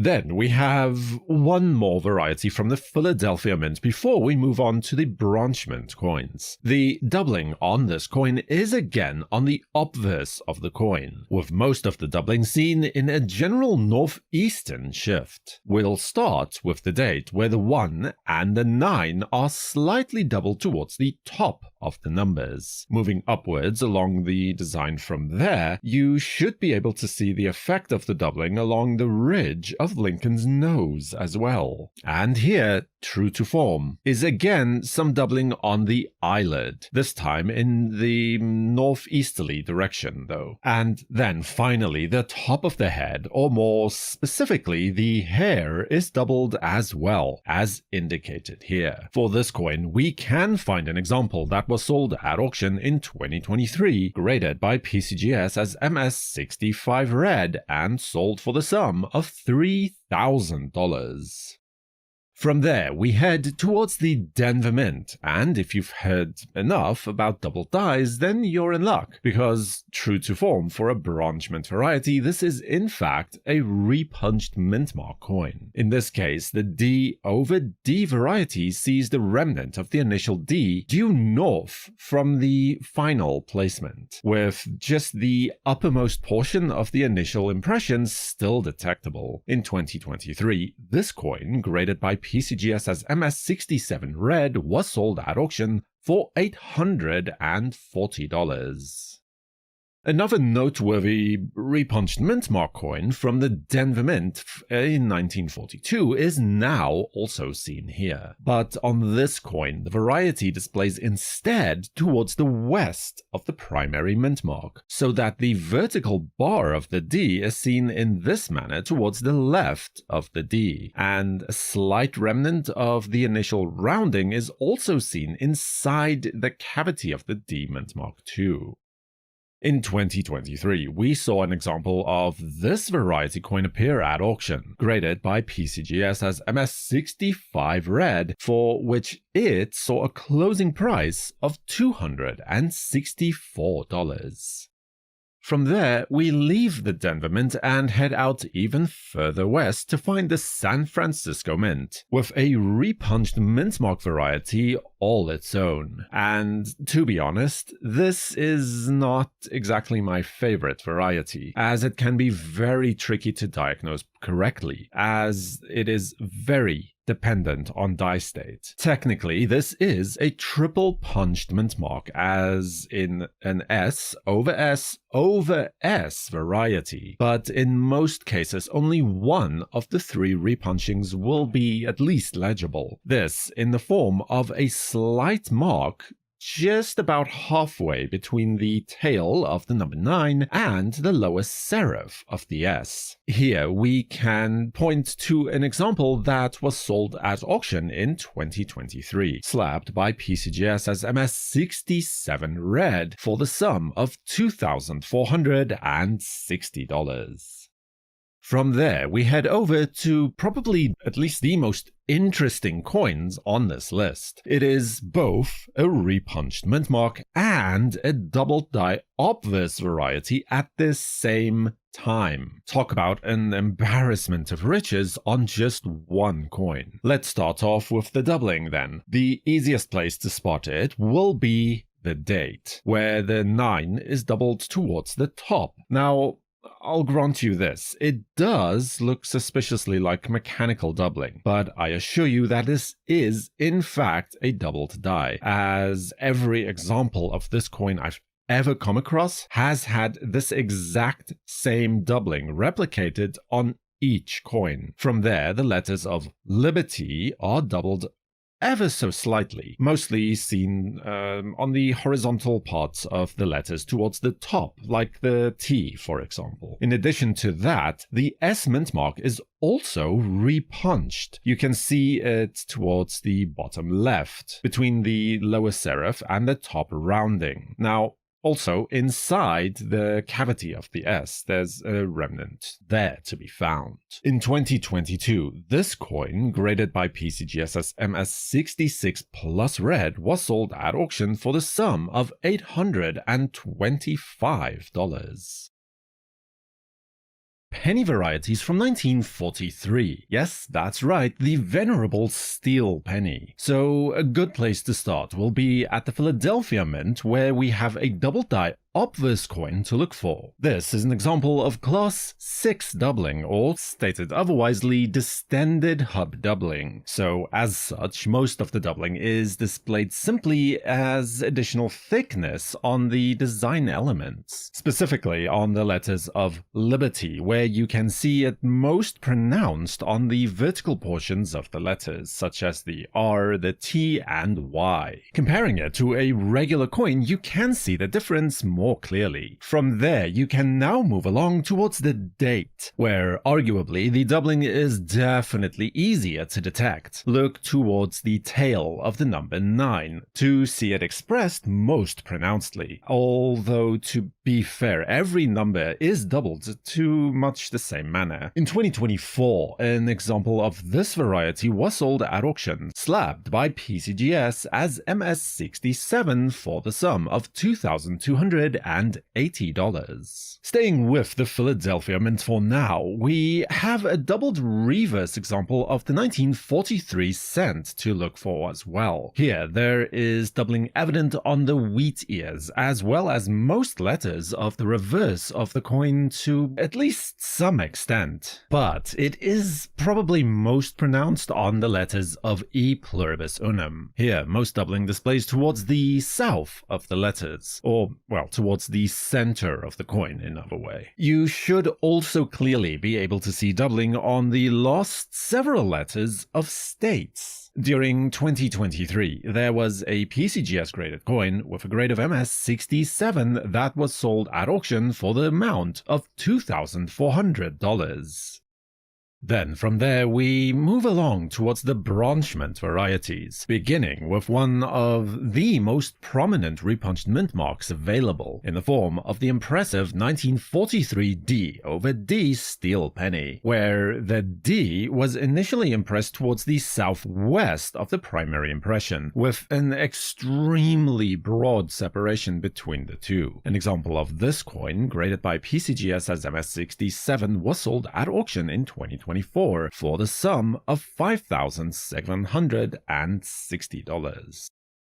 The 1943 steel penny has many secrets to reveal to the diligent and determined collector. The 1943 S double die obverse steel cent is one such example. Until very recently, the coin was simply listed as a double die obverse. While this still holds true, but it has since been proven and widely publicized as recently as 2022 that it is in fact a 1943 over 42 overdate variety instead. Most of the clear doubling you can see on this coin is the result of class 5 hub doubling with a counterclockwise spread from a rotation point near the rim along the 9 o'clock position on the coin. And then, as it is furthest away from this point, the date displays the best doubling overall. The 1 is doubled towards the south in unmistakable fashion, but the strongest doubling is clearly found on the number 9, with the tail doubled towards the southeast and the upper curl of that number also doubled dramatically. The 4 shows signs of doubling towards the south of the crossbar. This particular point is strongest in an earlier die state, but more on that in just a little bit. And then finally the number 3, which shows signs of doubling, or more accurately the remnants of the underlying number 2 towards the top right, just inside the top curl and below the middle section of the 3 as well. Exactly where you might expect a slightly pivoted original number 2 to have been from the original 1942 hub squeezing. Further doubling can then also be identified towards the east of Lincoln's eyelid. This doubling is already quite strong, but is made all the more apparent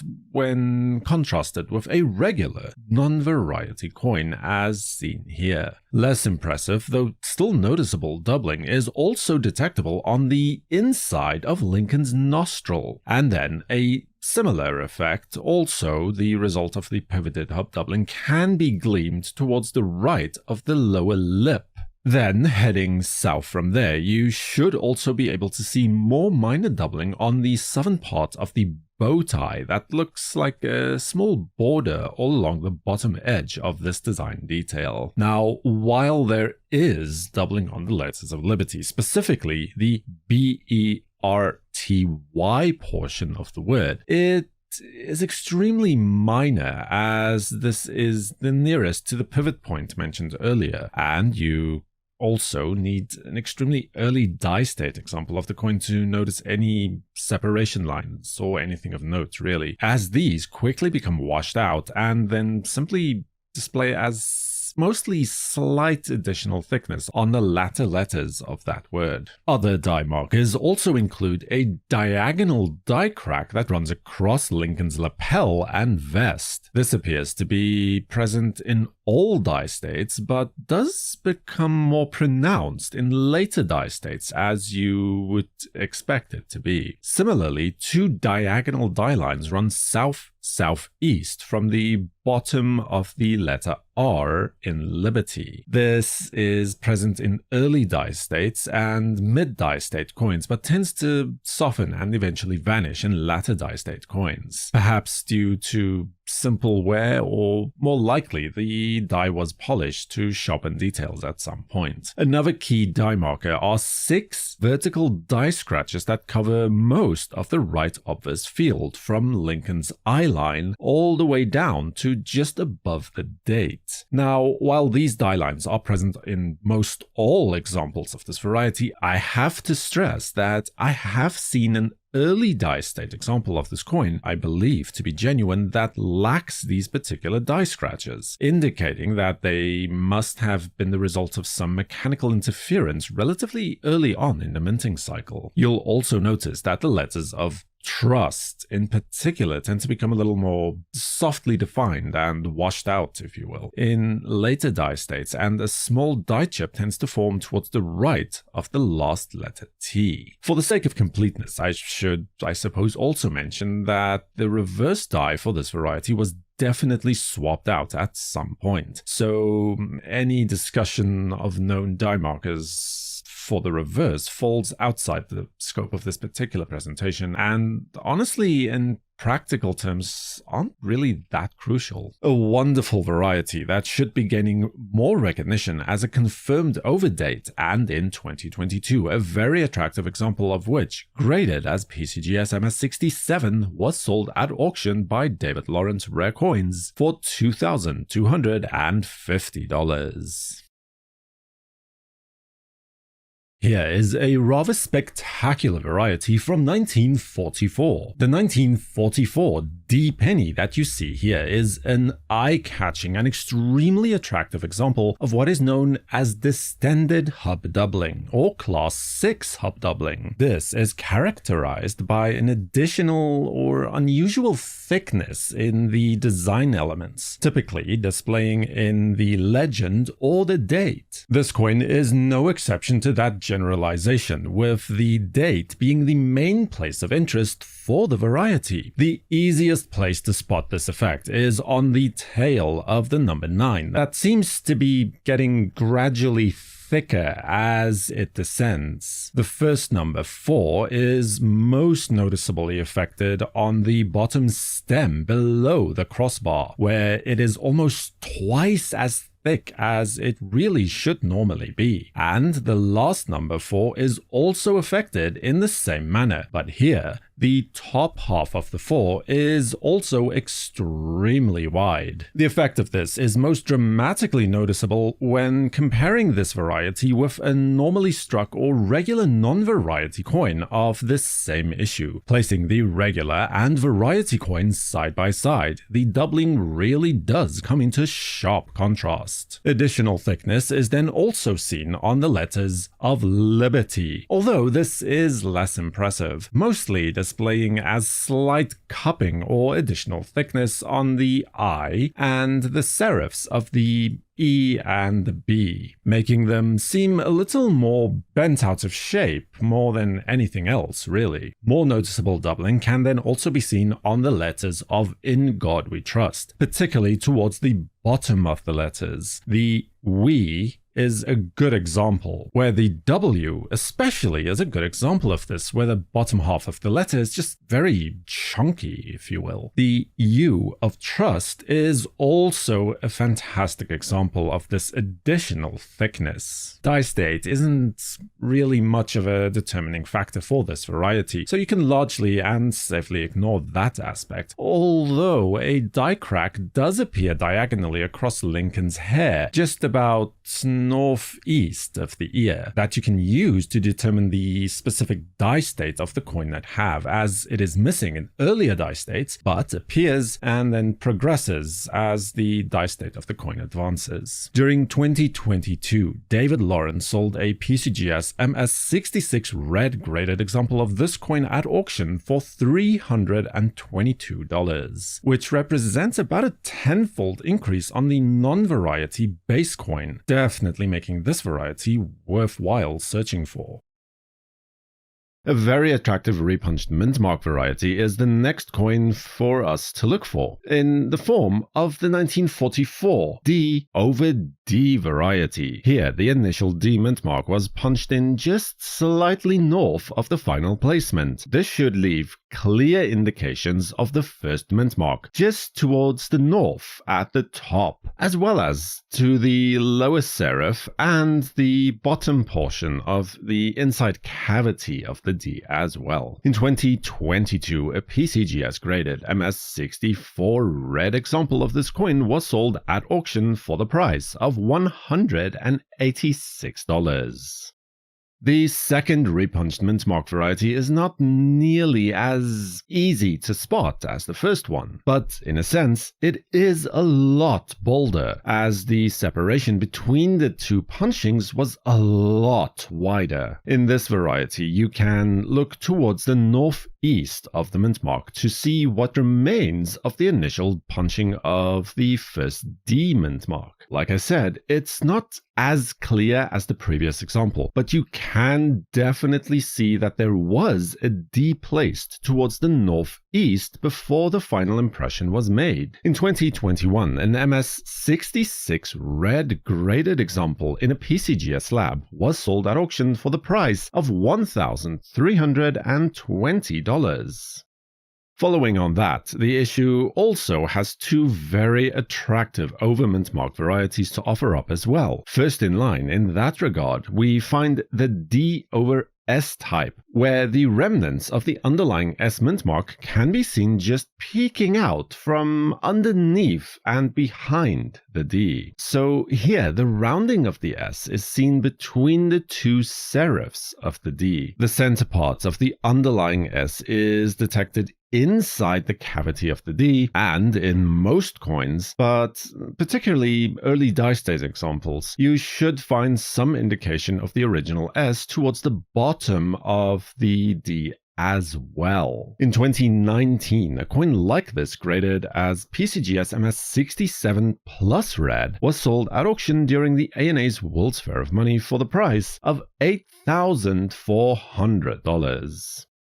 And then we have the best known variety for the 1944 wheat cent, the 1944 D over S over mintmark. Yes, that's right, another one, but this one is far bolder than the coin that was just under discussion. Almost the entire rounding of the initial S, including the top serif, is seen towards the north of the primary D mintmark, with the middle bar of the S clearly impressed to the top of the cavity of the D as well. For this variety, we have an example graded as MS67 Plus Red that was sold at auction in 2020 for the laudable price of $49,937.50.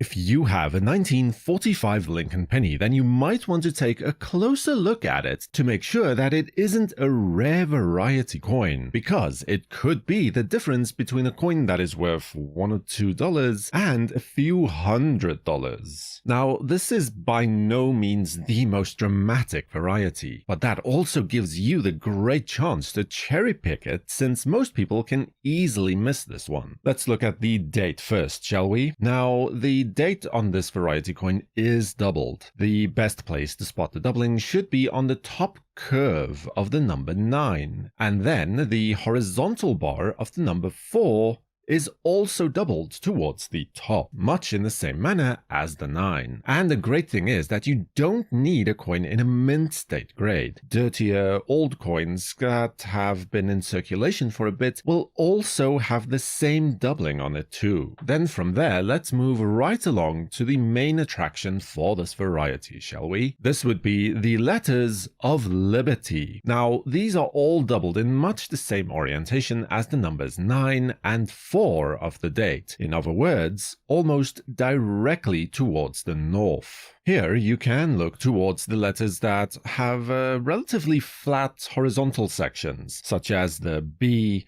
the E, R, and T to see the doubling the best. The B and E are especially good indicators of this in this case, as the doubling can be seen almost across the entire letter. And again here too, in a lower grade coin, the BERT section is the best place to see the doubling, but especially focus on the B and the E. In addition to this, there is also some minor doubling on Lincoln's ear that can be found to confirm the variety. But by the time that you found a doubling on the date and the letters of liberty, this additional point is really just more of an academic exercise than anything else. Now, the variety was not discovered all that long ago, relatively speaking, and is growing in popularity. With each successive auction appearance, the price does seem to be trending steadily upwards, such as in 2023 when a PCGS graded example with a grade of MS65 red was sold at auction for the sum of $780.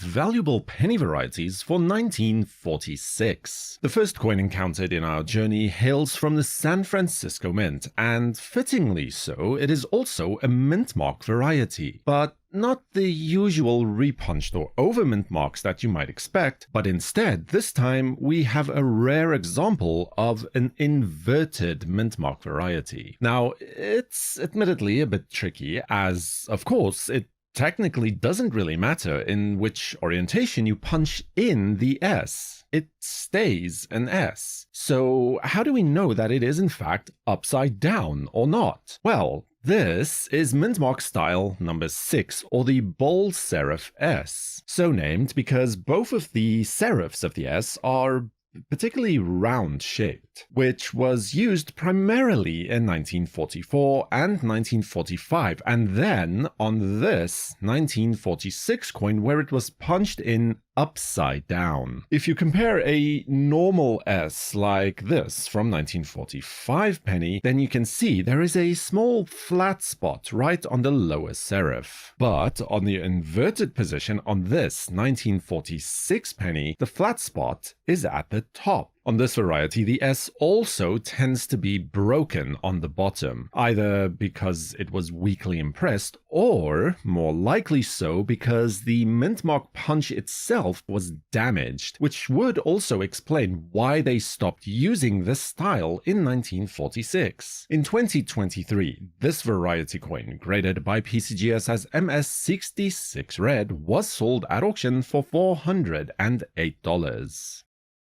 Then we stay at the San Francisco Mint, because there is yet another mintmark variety to identify. This time, however, it is an over mintmark variety in the form of the 1946 S over D mintmark cent. This is a more classic variety when compared to the inverted mintmark that we just looked at before, where a D mintmark was initially punched into the working die, and it was then overstruck with an S mintmark to be coined at the San Francisco Mint. To see the initial D mintmark underneath the S, look towards the lower serif of the S. You should see a little line connecting the inner part of the lower serif with the top rounding of the S. This was the vertical bar of the initial D. The very top of the D and a portion of its rounding can also then be detected inside the top opening of the S, as the initial D was actually struck in quite low as well. In 2021, a PCGS graded MS66 Plus red example of this variety was sold at auction for the sum of $2,400.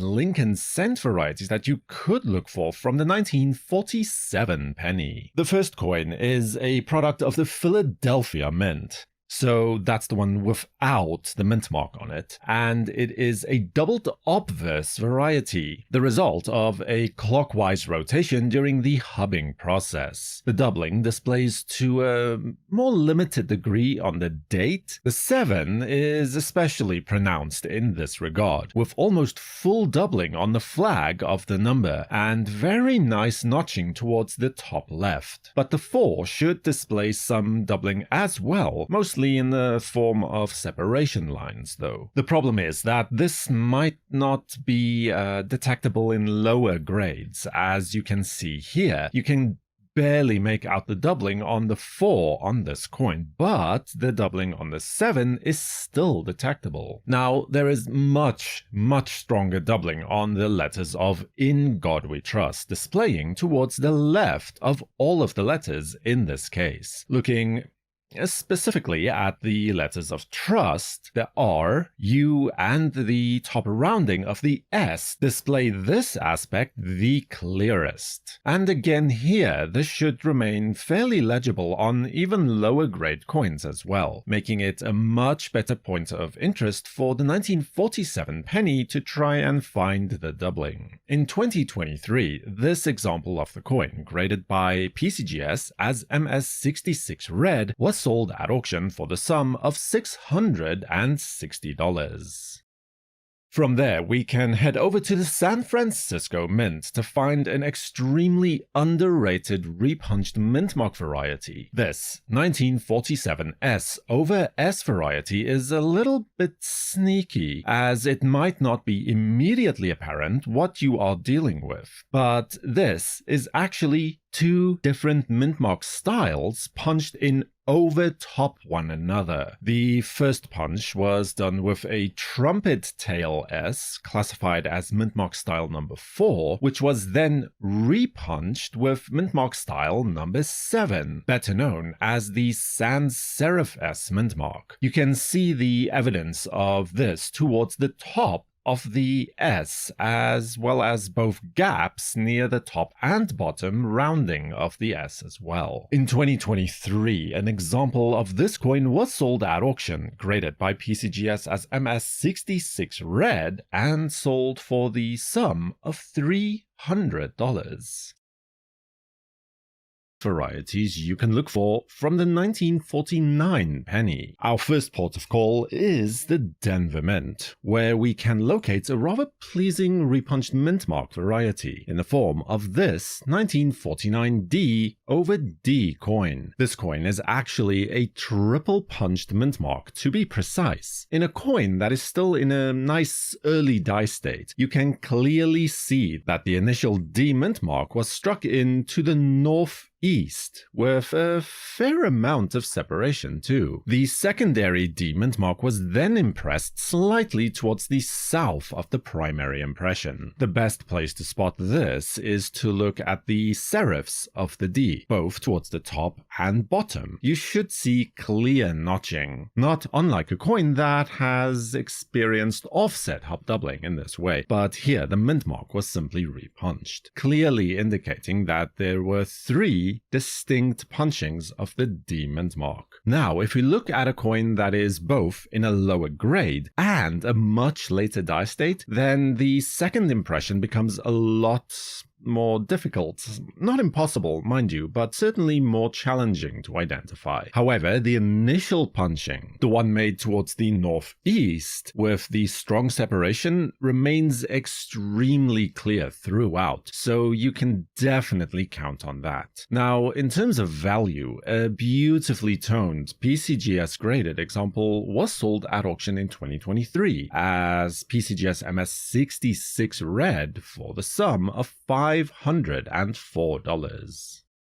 From there, we can then head over to the San Francisco Mint for a very interesting doubled obverse variety, and a case of the much less frequently encountered design hub variety. Now, there is some additional thickness on the letters of "In God We Trust," but that is definitely not the main feature for this variety. Here, the main attraction is the fact that a blunt top 4 was impressed over top a pointed 4, giving us this very distinctive variety. There is also some more subtle spread on the 1 of the date, but the 4 is really the main point of interest. And here again, condition or even die state, has very little to no impact on identifying the variety. The thickness on the eyelid and the letters of "In God We Trust" all remain. The doubling on the 1 in the date does become a little harder to spot, but the 4 remains the same, with the top clearly showing the difference. In 2024, a PCGS graded MS67 Plus red example of this coin was sold at auction for the amount of $3,487.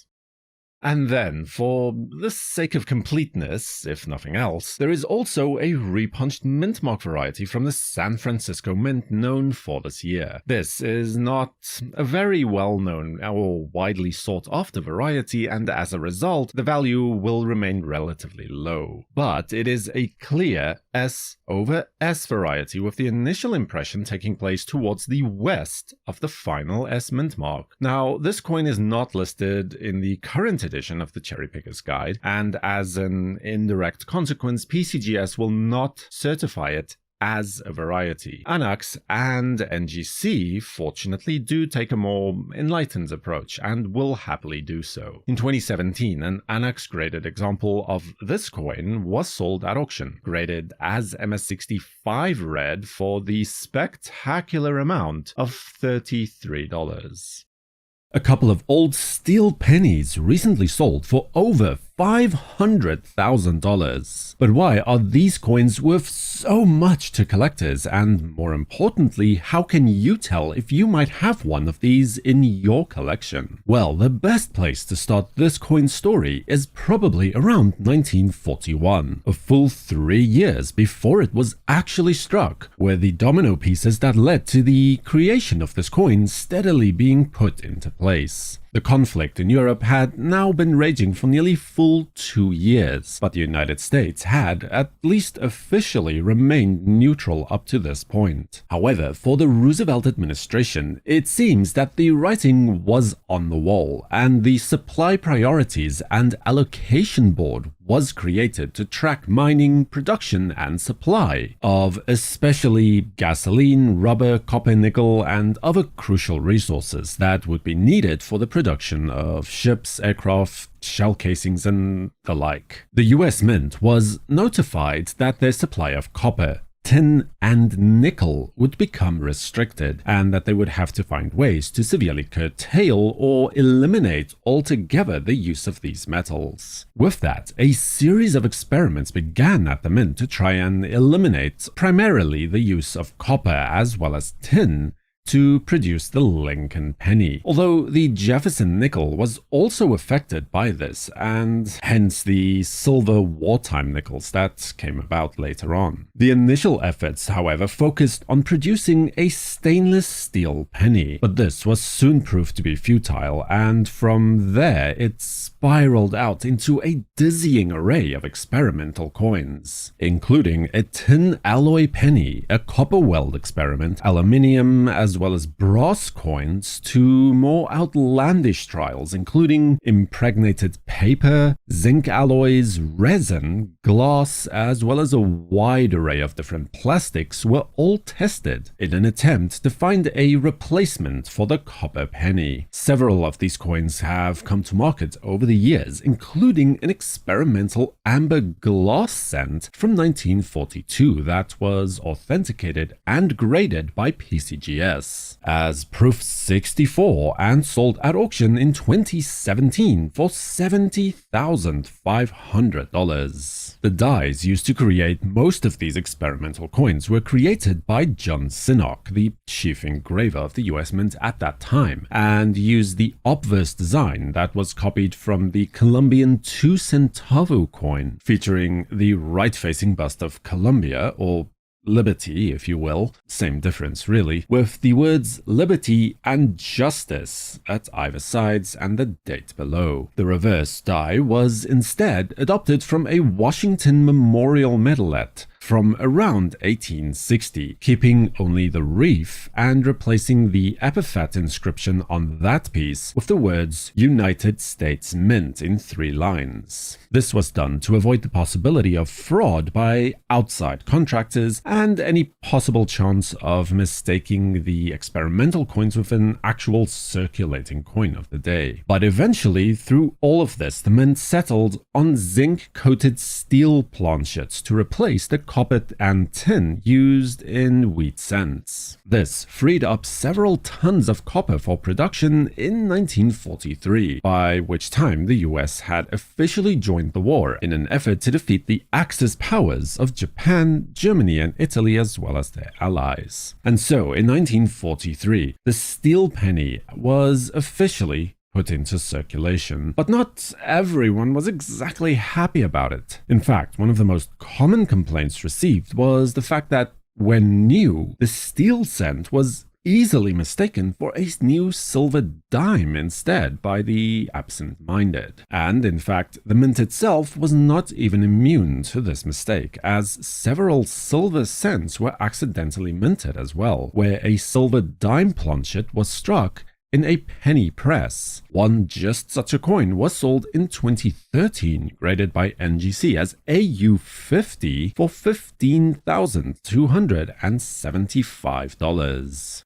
There were even supposed attempts by the mint to resolve this issue by darkening the steel cent, using chemical treatments or deposits of antimony in the zinc alloy. But these trials proved to be unreliable, expensive, and ultimately remained unadopted on a larger scale. The 3 working mints of Philadelphia, Denver, and San Francisco would then go on to strike over $1 billion of these steel cents in 1943, with almost 685 million of those alone coming from Philadelphia, before then returning to the usual bronze coins again in 1944. As an interesting aside, and a way to bring back the story full circle in a way, was the fact that a number of spent shell casings were actually delivered to the mint to be melted down and turned into coins. This would be the case for the next several years. Some of these coins were picked out and then kept as special souvenirs. So now the US Mint was making pennies from copper once again, but they still had a large amount of zinc-coated steel planchets left over from 1943. Most of these would end up being used to strike coins for foreign countries, like the Belgian 2 franc coin for 1944. Almost 25 million of them, in fact. But as is so often the case during times of transition,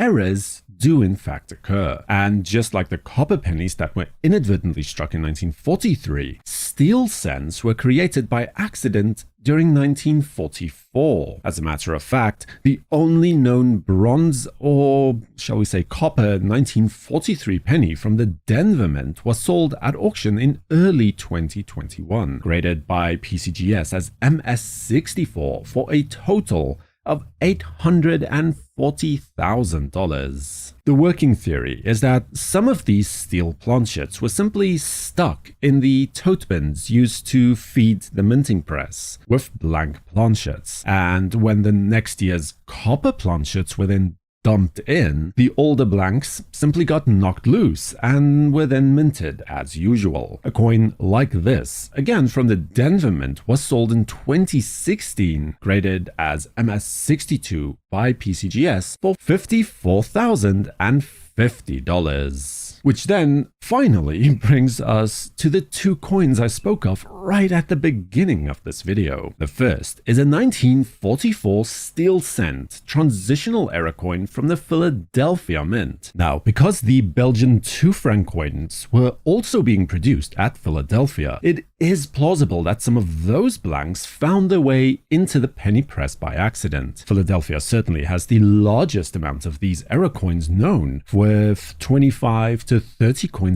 estimated to exist today. This is a stark contrast to the only 7 coins that are known with the D mint mark from Denver. This coin is tied for the finest known at a grade of PCGS MS64 and sold for the amount of $108,000 at auction. And just to illustrate what a dramatic impact the grade and condition of a coin can have on its value, there was another 1944 steel cent, also from Philadelphia Mint, featured at the exact same auction. This coin, though, only has a details grade of VF for environmental damage, as you can clearly see. It sold on its turn for $13,200. Still not bad, but a far cry from over $100,000 to be sure. Then we have the highlight of the presentation, the 1944 S zinc-coated steel Lincoln cent coin, also the finest known at a grade of MS66 from PCGS. But this one is one of only 2 known examples of this era coin with the S mint mark from the San Francisco Mint. The other coin was last seen in an NGC slab graded as XF40 when it sold at auction in 2018 for $49,200. But the coin that we all came here to see is the MS66, formerly a part of the Simpson collection that sold at auction for $408,000. Lincoln cent varieties from 1950. For this year, I'll start off with the best known variety, which is a repunched mintmark coin from the San Francisco Mint. In fact, all of the varieties for the 1950 penny are repunched mintmark coins. In this case, the S over S variety is quite clear. There is what is clearly the remnant of the initial S mintmark to be seen towards the north of the final impression. The very top rounding has been worked away, but 2 what almost appears to be tiny little horns are seen just above the S. Then there are also additional remnants of earlier strikings inside the cavities, both the top and bottom of the S, indicating that this was a triple punched mintmark variety. An example of this variety, graded by PCGS as MS67 red, was sold at auction in 2023 for the sum of $600.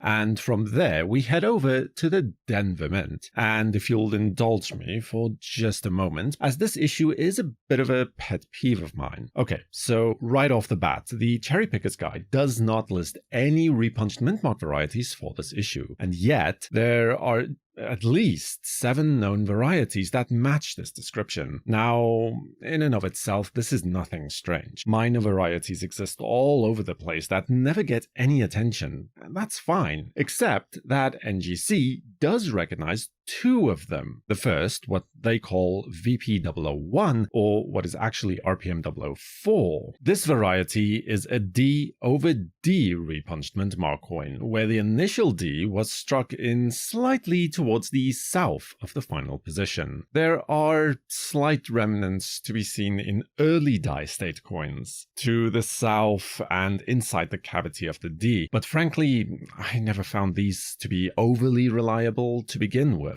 Instead, focus your attention, should you choose to look for this coin, at the serifs of the D, which should display nice little separation lines. So, yes, the craziest variety coin, this one is not. But here we are. In 2019, an NGC graded example, admittedly a very lovely coin, graded as MS67 red, was sold at auction for the sum of $372,000. Then we have the other coin that is also slapped by NGC, but not PCGS, and one that in my estimation deserves a lot more attention. It is a fantastic D over D repunched mintmark coin, and honestly, its exclusion from the popular reference is frankly baffles me. And you can't tell me that this is one of those unicorn coins that people know about but no one ever gets to see, as I've personally come across multiple examples and know people who have done the same as well. But until it sees wider recognition, its relative market value will remain unfortunately low. And I'll just end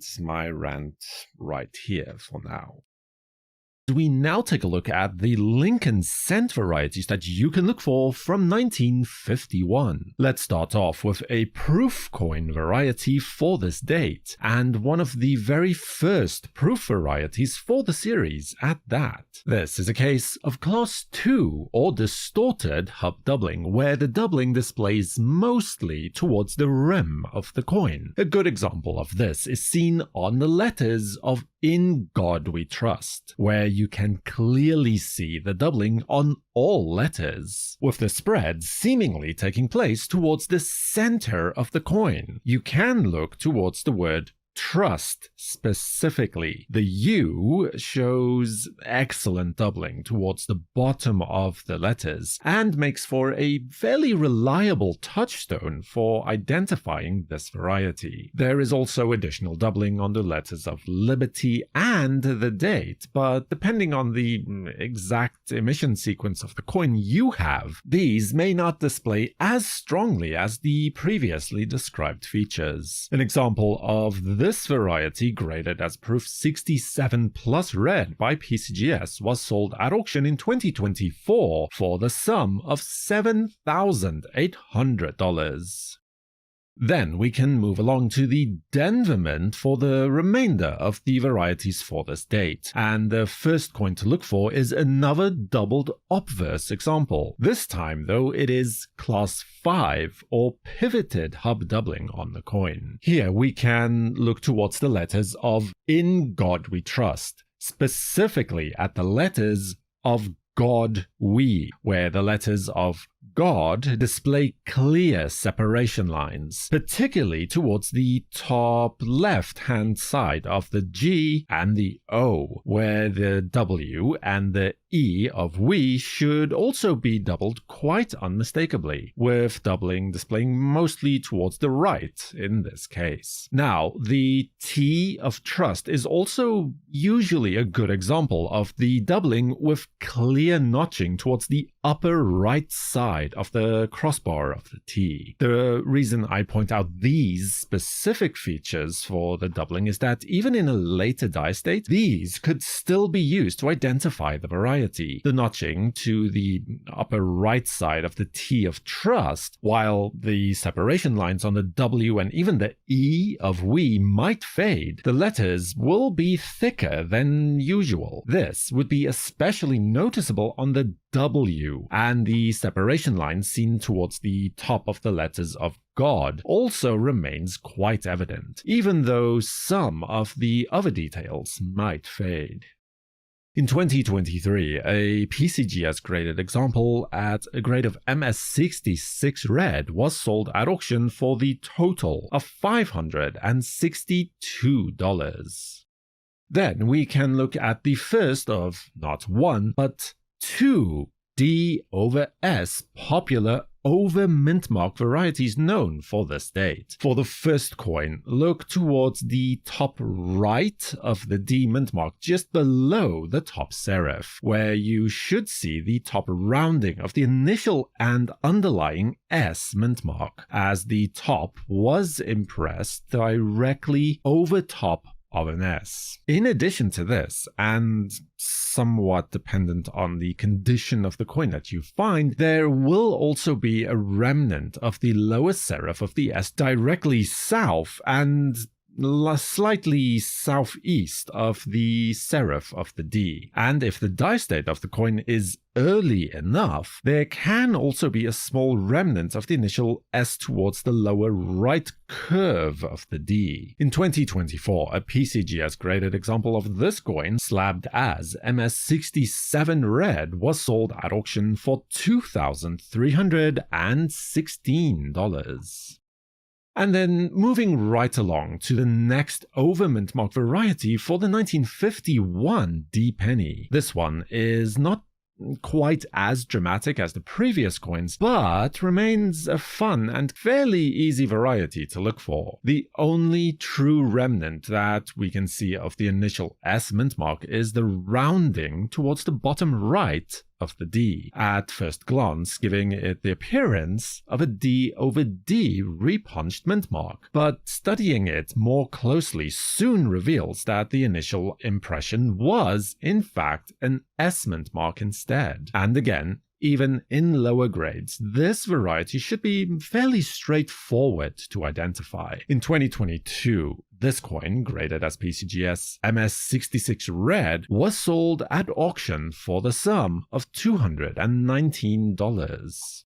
Then there are also a number of other minor repunched D over D varieties known for this date, so be sure to keep an eye out for any indication thereof. But I'd like to draw your attention to a variety that seems to have fallen out of favor in recent years, for various reasons. The key identifying characteristic is a cud, or a die break, inside the cavity of the 5 in the date. It can be a relatively small break towards the top inside rounding of the number, or a more severe case that fills the entire inner cavity of the number as well. The only known slabbed, fully red example of this variety was sold at auction in 2023, graded by PCGS as MS64 Red for $815. And if you want to make any actual money when concerned with the 1952 penny, then there really is only one variety that receives widespread recognition. This is the 1952 D over S over mintmark variety. In order to see the remnant of the S mintmark that was initially impressed, look towards the lower right of the D mintmark. You should see what was once the lower part of the S mintmark right here. In a nice coin, it should terminate just below the vertical bar of the D and extend towards the right lower curve of the D. On some lower quality coins, there might only be a smaller mark below the center of the D to indicate the initial placement. Now, I should mention that this particular variety has been disputed in the past, or debated rather, over whether it was in fact a D over S or simply a D over D. But preponderance of evidence does in fact seem to strongly indicate that it is in actuality a D over S over mintmark coin. In 2024, a PCGS graded MS65 Red example of this variety was sold at auction for the amount of $282 by Great Collections. A number of other, more minor repunched mintmark varieties have also been identified for this date, but market interest in those do remain, well, almost non-existent at this time. And there are quite a few interesting varieties to keep an eye out for from the 1953 penny. Let's start with the 1953 proof Lincoln cent, where we have a very clear doubled obverse example to search for. On this coin, there is some minor doubling on the R, T, and Y letters of Liberty, demonstrated the best by notching towards the upper right flag of the T. But fortunately, this is not the main attraction for this variety, as there is significantly more noticeable doubling evident on the 1 and the 9 of the date. It is the clearest on the 1 and displays towards the right on the southeast of that number. Similarly, though not quite as bold, doubling can then also be found on the 9. Here, mostly towards the inner top cavity as well as on the tail of the number in the same orientation. In 2023, an example of this coin was sold at auction in a PCGS slab with a grade of proof 67 red cameo for no less than $958. Then we have two closely related varieties to find, also from the 1953 proof set. These are what are known as re-engraved design varieties. It is possible that towards the end of the year the mint required additional proof coins, so they simply took an older die and then recut it by hand to try and strengthen the by now worn out design. On this coin, the FS402 type, it is by far the clearest. Look towards the lower right side of Lincoln's jacket, just below the date, to see a long raised line along the lower edge. This is where the design was recut by hand. In 2021, an example of this variety coin was sold at auction in an NGC slab, graded as proof 67 star red. It attained a closing price of $559. And then yet another example of this exact same phenomenon is then on display with our next variety. Although, in this case, it is not quite as egregious as the previous coin. Still, here your best indication of the design being recut by hand is on the outer edge of Lincoln's vest and coat. But on this coin, there is a smaller raised line just underneath the 1 of the date. As you can see, it was an attempt to reinforce a part of the design that got worn away from overuse. Due to the fact that this coin is not as dramatic as the previous one, its value is also lower in general. Here we can point towards an example sold at auction in 2023, graded as proof 67 red. It changed hands for $192. From there, we can move away from the proof coins now and on to the circulating strike coins instead, where we promptly find a lovely repunched mintmark variety that greets us from the Denver Mint. And it is a beauty at that too. It is about as clear a case of a repunched mintmark that you can readily find. The initial D mintmark was struck in directly towards the west of the final position, making the mintmark appear to be doubled towards the west, both on the vertical portion of the left, with both serifs clearly intact, as well as in the middle cavity of the D, where the rounding receives the same treatment. An outstanding gem example of this variety was on offer at auction in 2020. Graded as MS67 red, it was sold by Legend Rare Coins for no less than $3,525 by final call.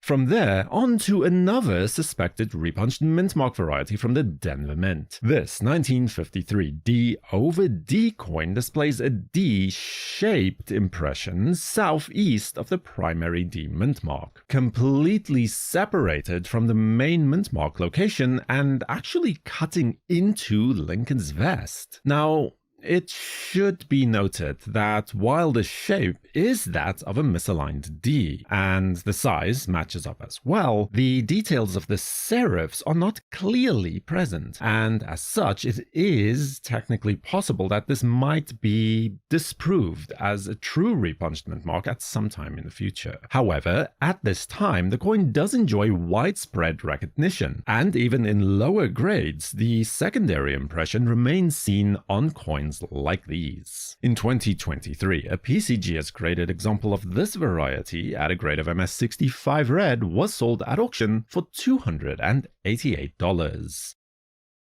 And for 1954, there really is only one variety that is of any real interest, that being the repunched mintmark variety from the Denver Mint. On this coin, look towards the D mintmark below the date. The initial placement of the D mintmark was due north of the final position. And if you have a coin in a fairly good condition, then you can see most of the initial D still present. The top serif should appear directly to the north, along with the top portion of the D and the very top of the rounding as well, all still intact. Then the bottom part of the initial punching can be detected inside the cavity of the D as well, about nicely in the center of the letter. Now, that is in a nice coin. and a bit of an ideal situation, granted. Here is an example of a coin that appears in a later die state. You can see that the details that I just described are still largely present, but have definitely faded to a degree. Especially the top rounding of the initial impression that is not as strong anymore, but the bottom part that we can find inside the cavity of the D mint mark remains, as this is a protected part of the design. Going to even less ideal circumstances, but probably more realistic, we have a coin that is both in a low circulating grade and a more advanced die state as well. Here, the telltale details towards the top of the mint mark are, well, in effect completely absent, but the portion of the initial D that is seen inside the actual D mint mark is still detectable, even if it is to a lesser degree. Now, naturally, a coin that displays the details of the repunched mint mark more clearly will be more sought after and get a higher premium if you do want to sell it. This is not exactly the most popular variety though, and values for it, well, are frankly all over the place. In 2024, a PCGS graded example like this was sold at a grade of MS64 red for $144. But just a year prior, in 2023, an exceptional example graded as MS66 plus red set a new auction record for the type when it was sold by Great Collections for $1,042.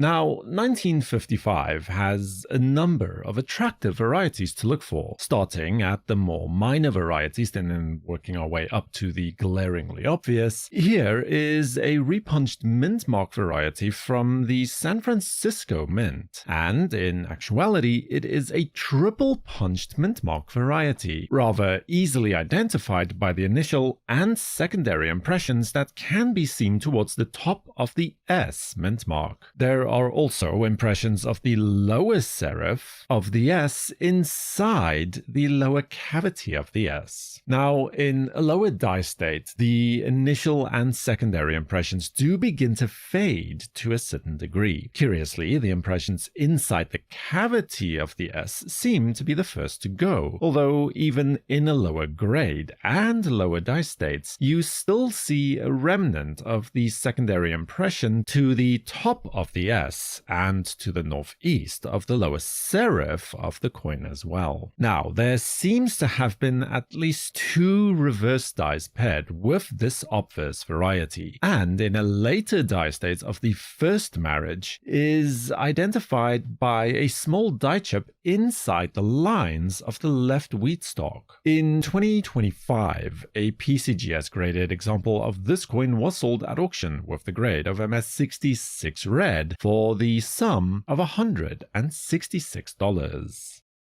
Now, the second repunched mint mark variety to keep an eye out for is found on the Denver Mint coin. This is a widely spaced D over D variety where the initial D mint mark was placed far to the east of the final position. On most coins, you should see the rounding of the initial D placement significantly, but directly towards the right of the D mint mark. In addition to this, the upright or vertical position of the original placement of the D can then also still be seen inside the cavity of the final D mint mark, as seen here. Now, in a later die state, you can see that the identification of the variety becomes somewhat more nebulous, as the rounding towards the east can fade or disappear altogether. But in this case, the upright bar of the initial D inside the cavity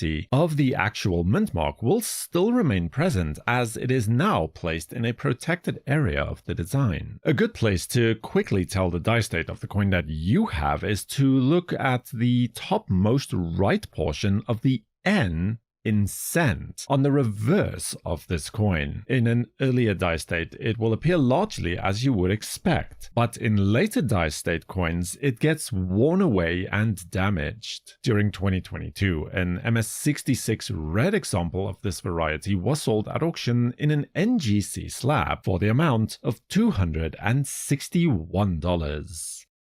And then for our first doubled obverse coin from 1955, and the last coin from the Denver Mint for this year, even though this coin might not be as dramatic as some of the coins we're about to look at in just a bit, it is still a very good variety. For this coin, look towards the date where the doubling remains the most obvious. Pay particular attention to the 1 and the 9 of the date. Both numbers are doubled towards the south-southwest slightly, with the doubling seen best on the left side of the 1, and to the bottom of the top rounding of the 9 as well. And then another place to see good doubling on this coin is directly towards the east of Lincoln's eye, where his entire eye and eyelid is doubled completely. If you have a coin in a later die state, then the doubling on the eye may not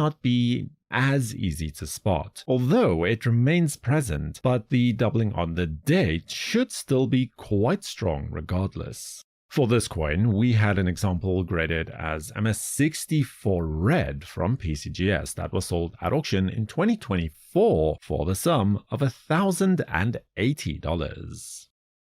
Now, from there, we move over to the Philadelphia Mint, but first we look at the only proof variety to be of any real market interest from this date. This is also an interesting coin as it is simultaneously a doubled obverse and a reverse variety coin at the same time. The doubling on the obverse is definitely the slightest, with minor doubling seen on the letters of Liberty and In God We Trust, but the date is the place where you want to focus your attention here, as the doubling is the clearest. Almost all the numbers are doubled to at least some degree towards the southeast, with the tail of the 9 and the 2 5s displaying it the best. Oh, and I should probably also mention that on this variety there is also a little diagonal die gouge on Lincoln's lapel, or, well, technically I suppose the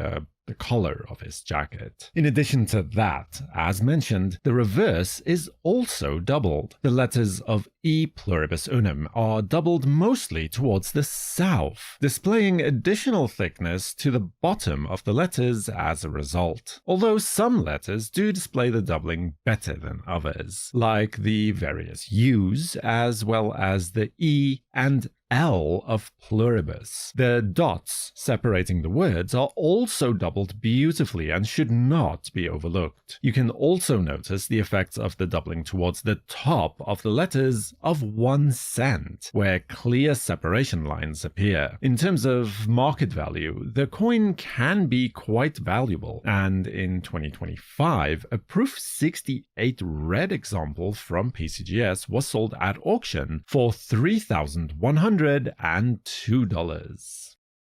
Our next coin is a doubled obverse variety from 1955. Not the extremely famous one, which we'll get to in just a minute, but this coin actually displays attractive doubling in its own right. Here there is a minor doubling on the tail of the 5s in the date, as well as some more pronounced but still sporadic doubling on the letters of Liberty, most displaying towards the top in a northwesterly direction, with some fair separation lines towards the top of the central letters of the word as well. However, the best doubling on this coin is seen on the letters of In God We Trust, where the doubling displays in a northeasterly direction relative towards the letters in question. Now, the spread on the doubling is fairly strong, but the initial impression seems to have been incomplete or at least somewhat weak, which then leads us to the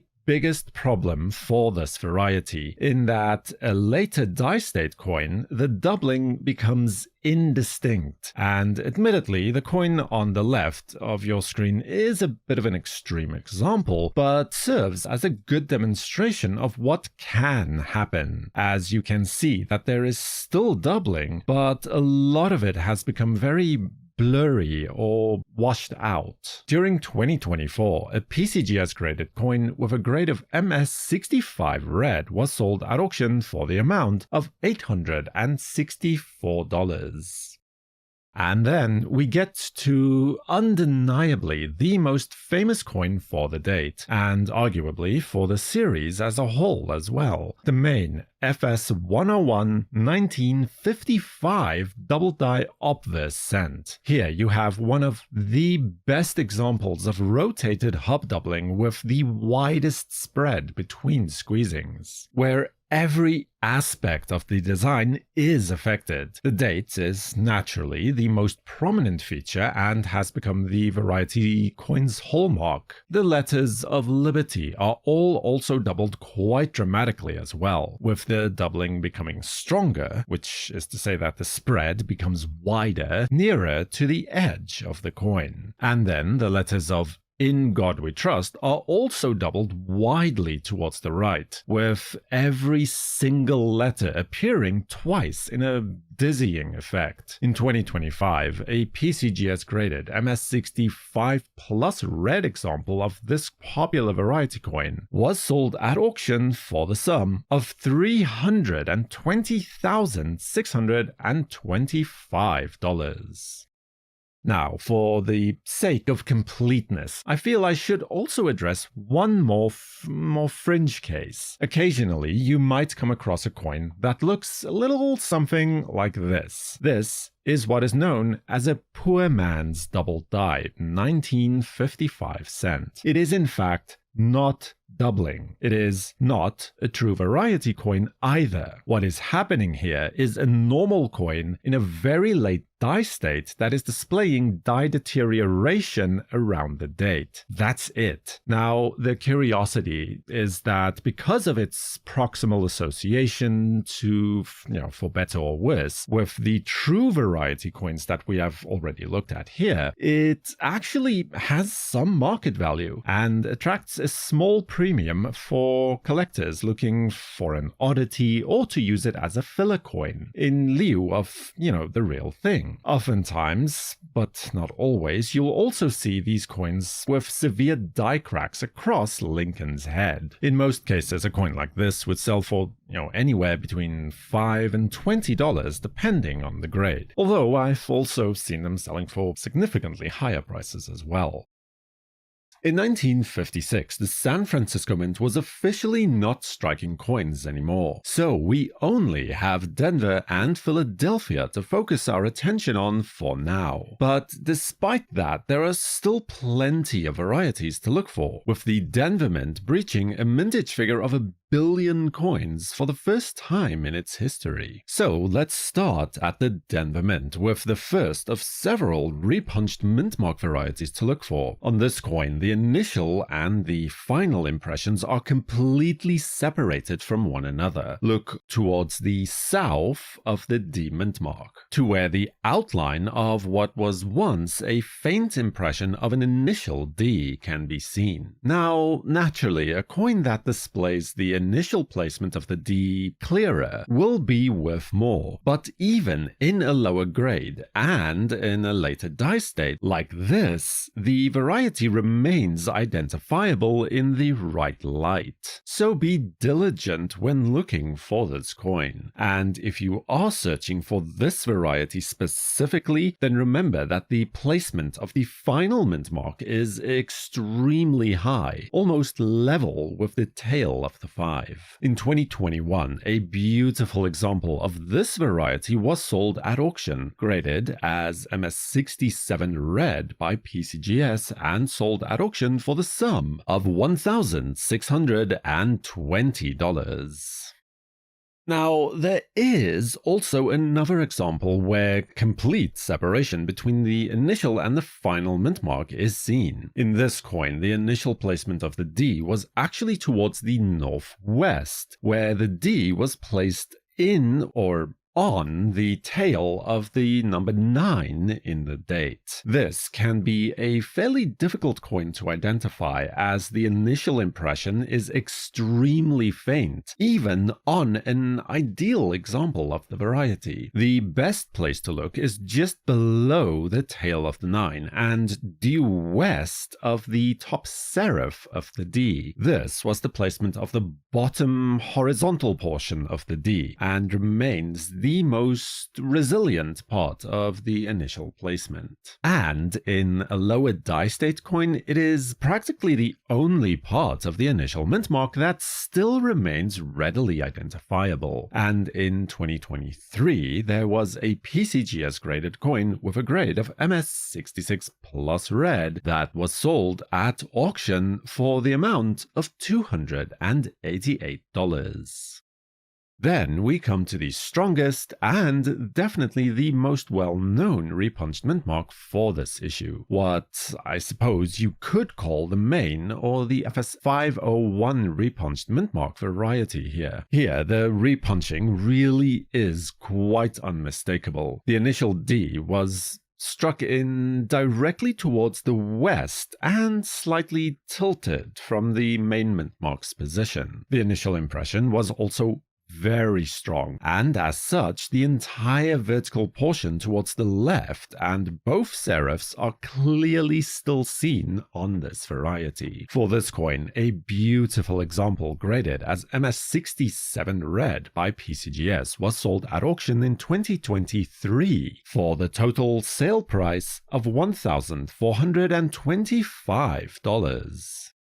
Now, to be completely clear, while we look at some of the more minor varieties, there are, in fact, a little more than a dozen additional repunched mint mark varieties that are also known to exist for this issue. But the three that we just looked at in detail are the only ones that have really enjoyed widespread market appeal. PCGS and CACG will currently only accept those 3 coins as varieties, while NGC would slab about 7 coins in total, and Anax, as usual, is a little more accommodating. But again, the problem is that most of the more minor varieties don't really get the flashy prices when you try to sell them. But enough of that. Let's move on to the Philadelphia Mint from there. And here we have 2 varieties, not on the circulation strike coins, but rather on the proof coins for this date. The first of which is a doubled reverse. The doubling here took place in such a way that the doubling displays due south on the letters of United States of America. You can especially notice it towards the bottoms of the letters, and practically every single letter is affected in this way as well. In addition to that, the wheat stalks, more specifically the stems of the wheat stalks, are also doubled in much the same manner as just described. For this coin, a CACG graded Proof 67 red example was sold at auction in 2025 for $759, while the auction record was absolutely shattered when a PCGS graded coin, graded as Proof 67 red, but this time with the coveted deep cameo designation as well, was sold at auction in 2025 for an astounding $7,593. And then the next variety is a doubled obverse coin instead, also from the Proof 1956 Lincoln Cent. Here the doubling on the coin is seen on the obverse letters the best, beginning with the letters of In God We Trust. We can see doubling on the T and the R of trust towards the top, where clear separation lines should be seen with minimal effort. The U of trust is also a lot thicker towards the bottom than it should normally be. The same doubling towards the top of the letters can then also be seen to the letters of God we, with strong separation lines in all cases. From there, you can then also take a look at the letters of liberty. Now, the doubling is not quite as clear in this case, but it is definitely still present. The T and Y seem to display the doubling the best in this case, where the letters are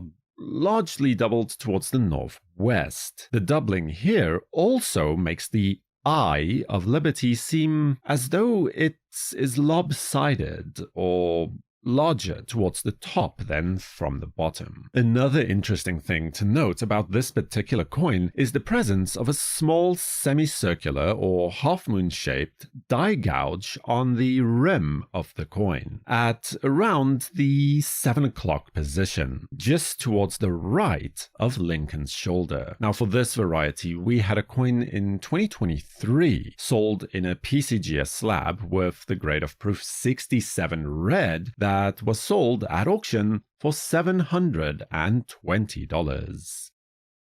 And for the 1958 penny, there really is only one coin that stands out. This is by far the rarest and most valuable Lincoln cent variety known to exist. To date, only 3 coins have been confirmed to exist, and it has only appeared at public auction twice since its discovery. The coin has some very minor doubling on the date, displaying primarily in the form of separation lines. The 8 of the date is a particularly good place to spot this. Then we have extremely strong doubling on the letters of liberty, with the doubling displaying towards the south on all letters. The effect is truly unmistakable and makes this coin one of the strongest double die varieties in the series. After that, the letters of In God We Trust are also doubled tremendously. Now, here the doubling is the result of what is known as pivoted hub doubling, with a clockwise rotation. So the initial impression was impressed, then a rotation took place in a clockwise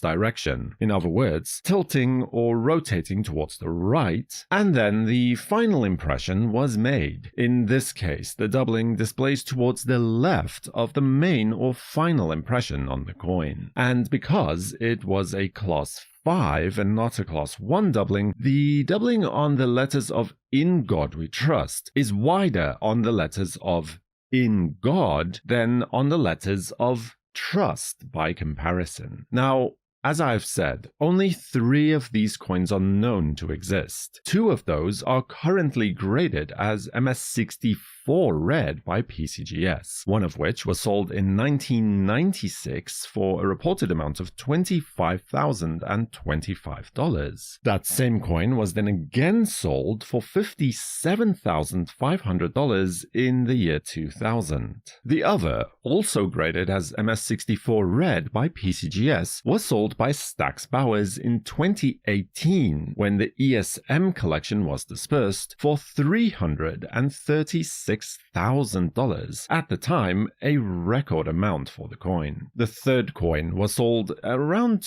2005 via private treaty when Stuart Blay added the coin to his now famous red copper collection. At the time, it was reported that he had paid an amount in excess of $100,000 for the coin, which then brings us to 2023, when the red copper collection was sold by Great Collections, when this fantastic coin set a new record price of $1,136,250 at auction. Subscribe to WNN and feel free to watch another video about the 1956 penny varieties right here next. For the World Numismatic News, I am Numisman saying thank you for watching, keep collecting, and have a fantastic day.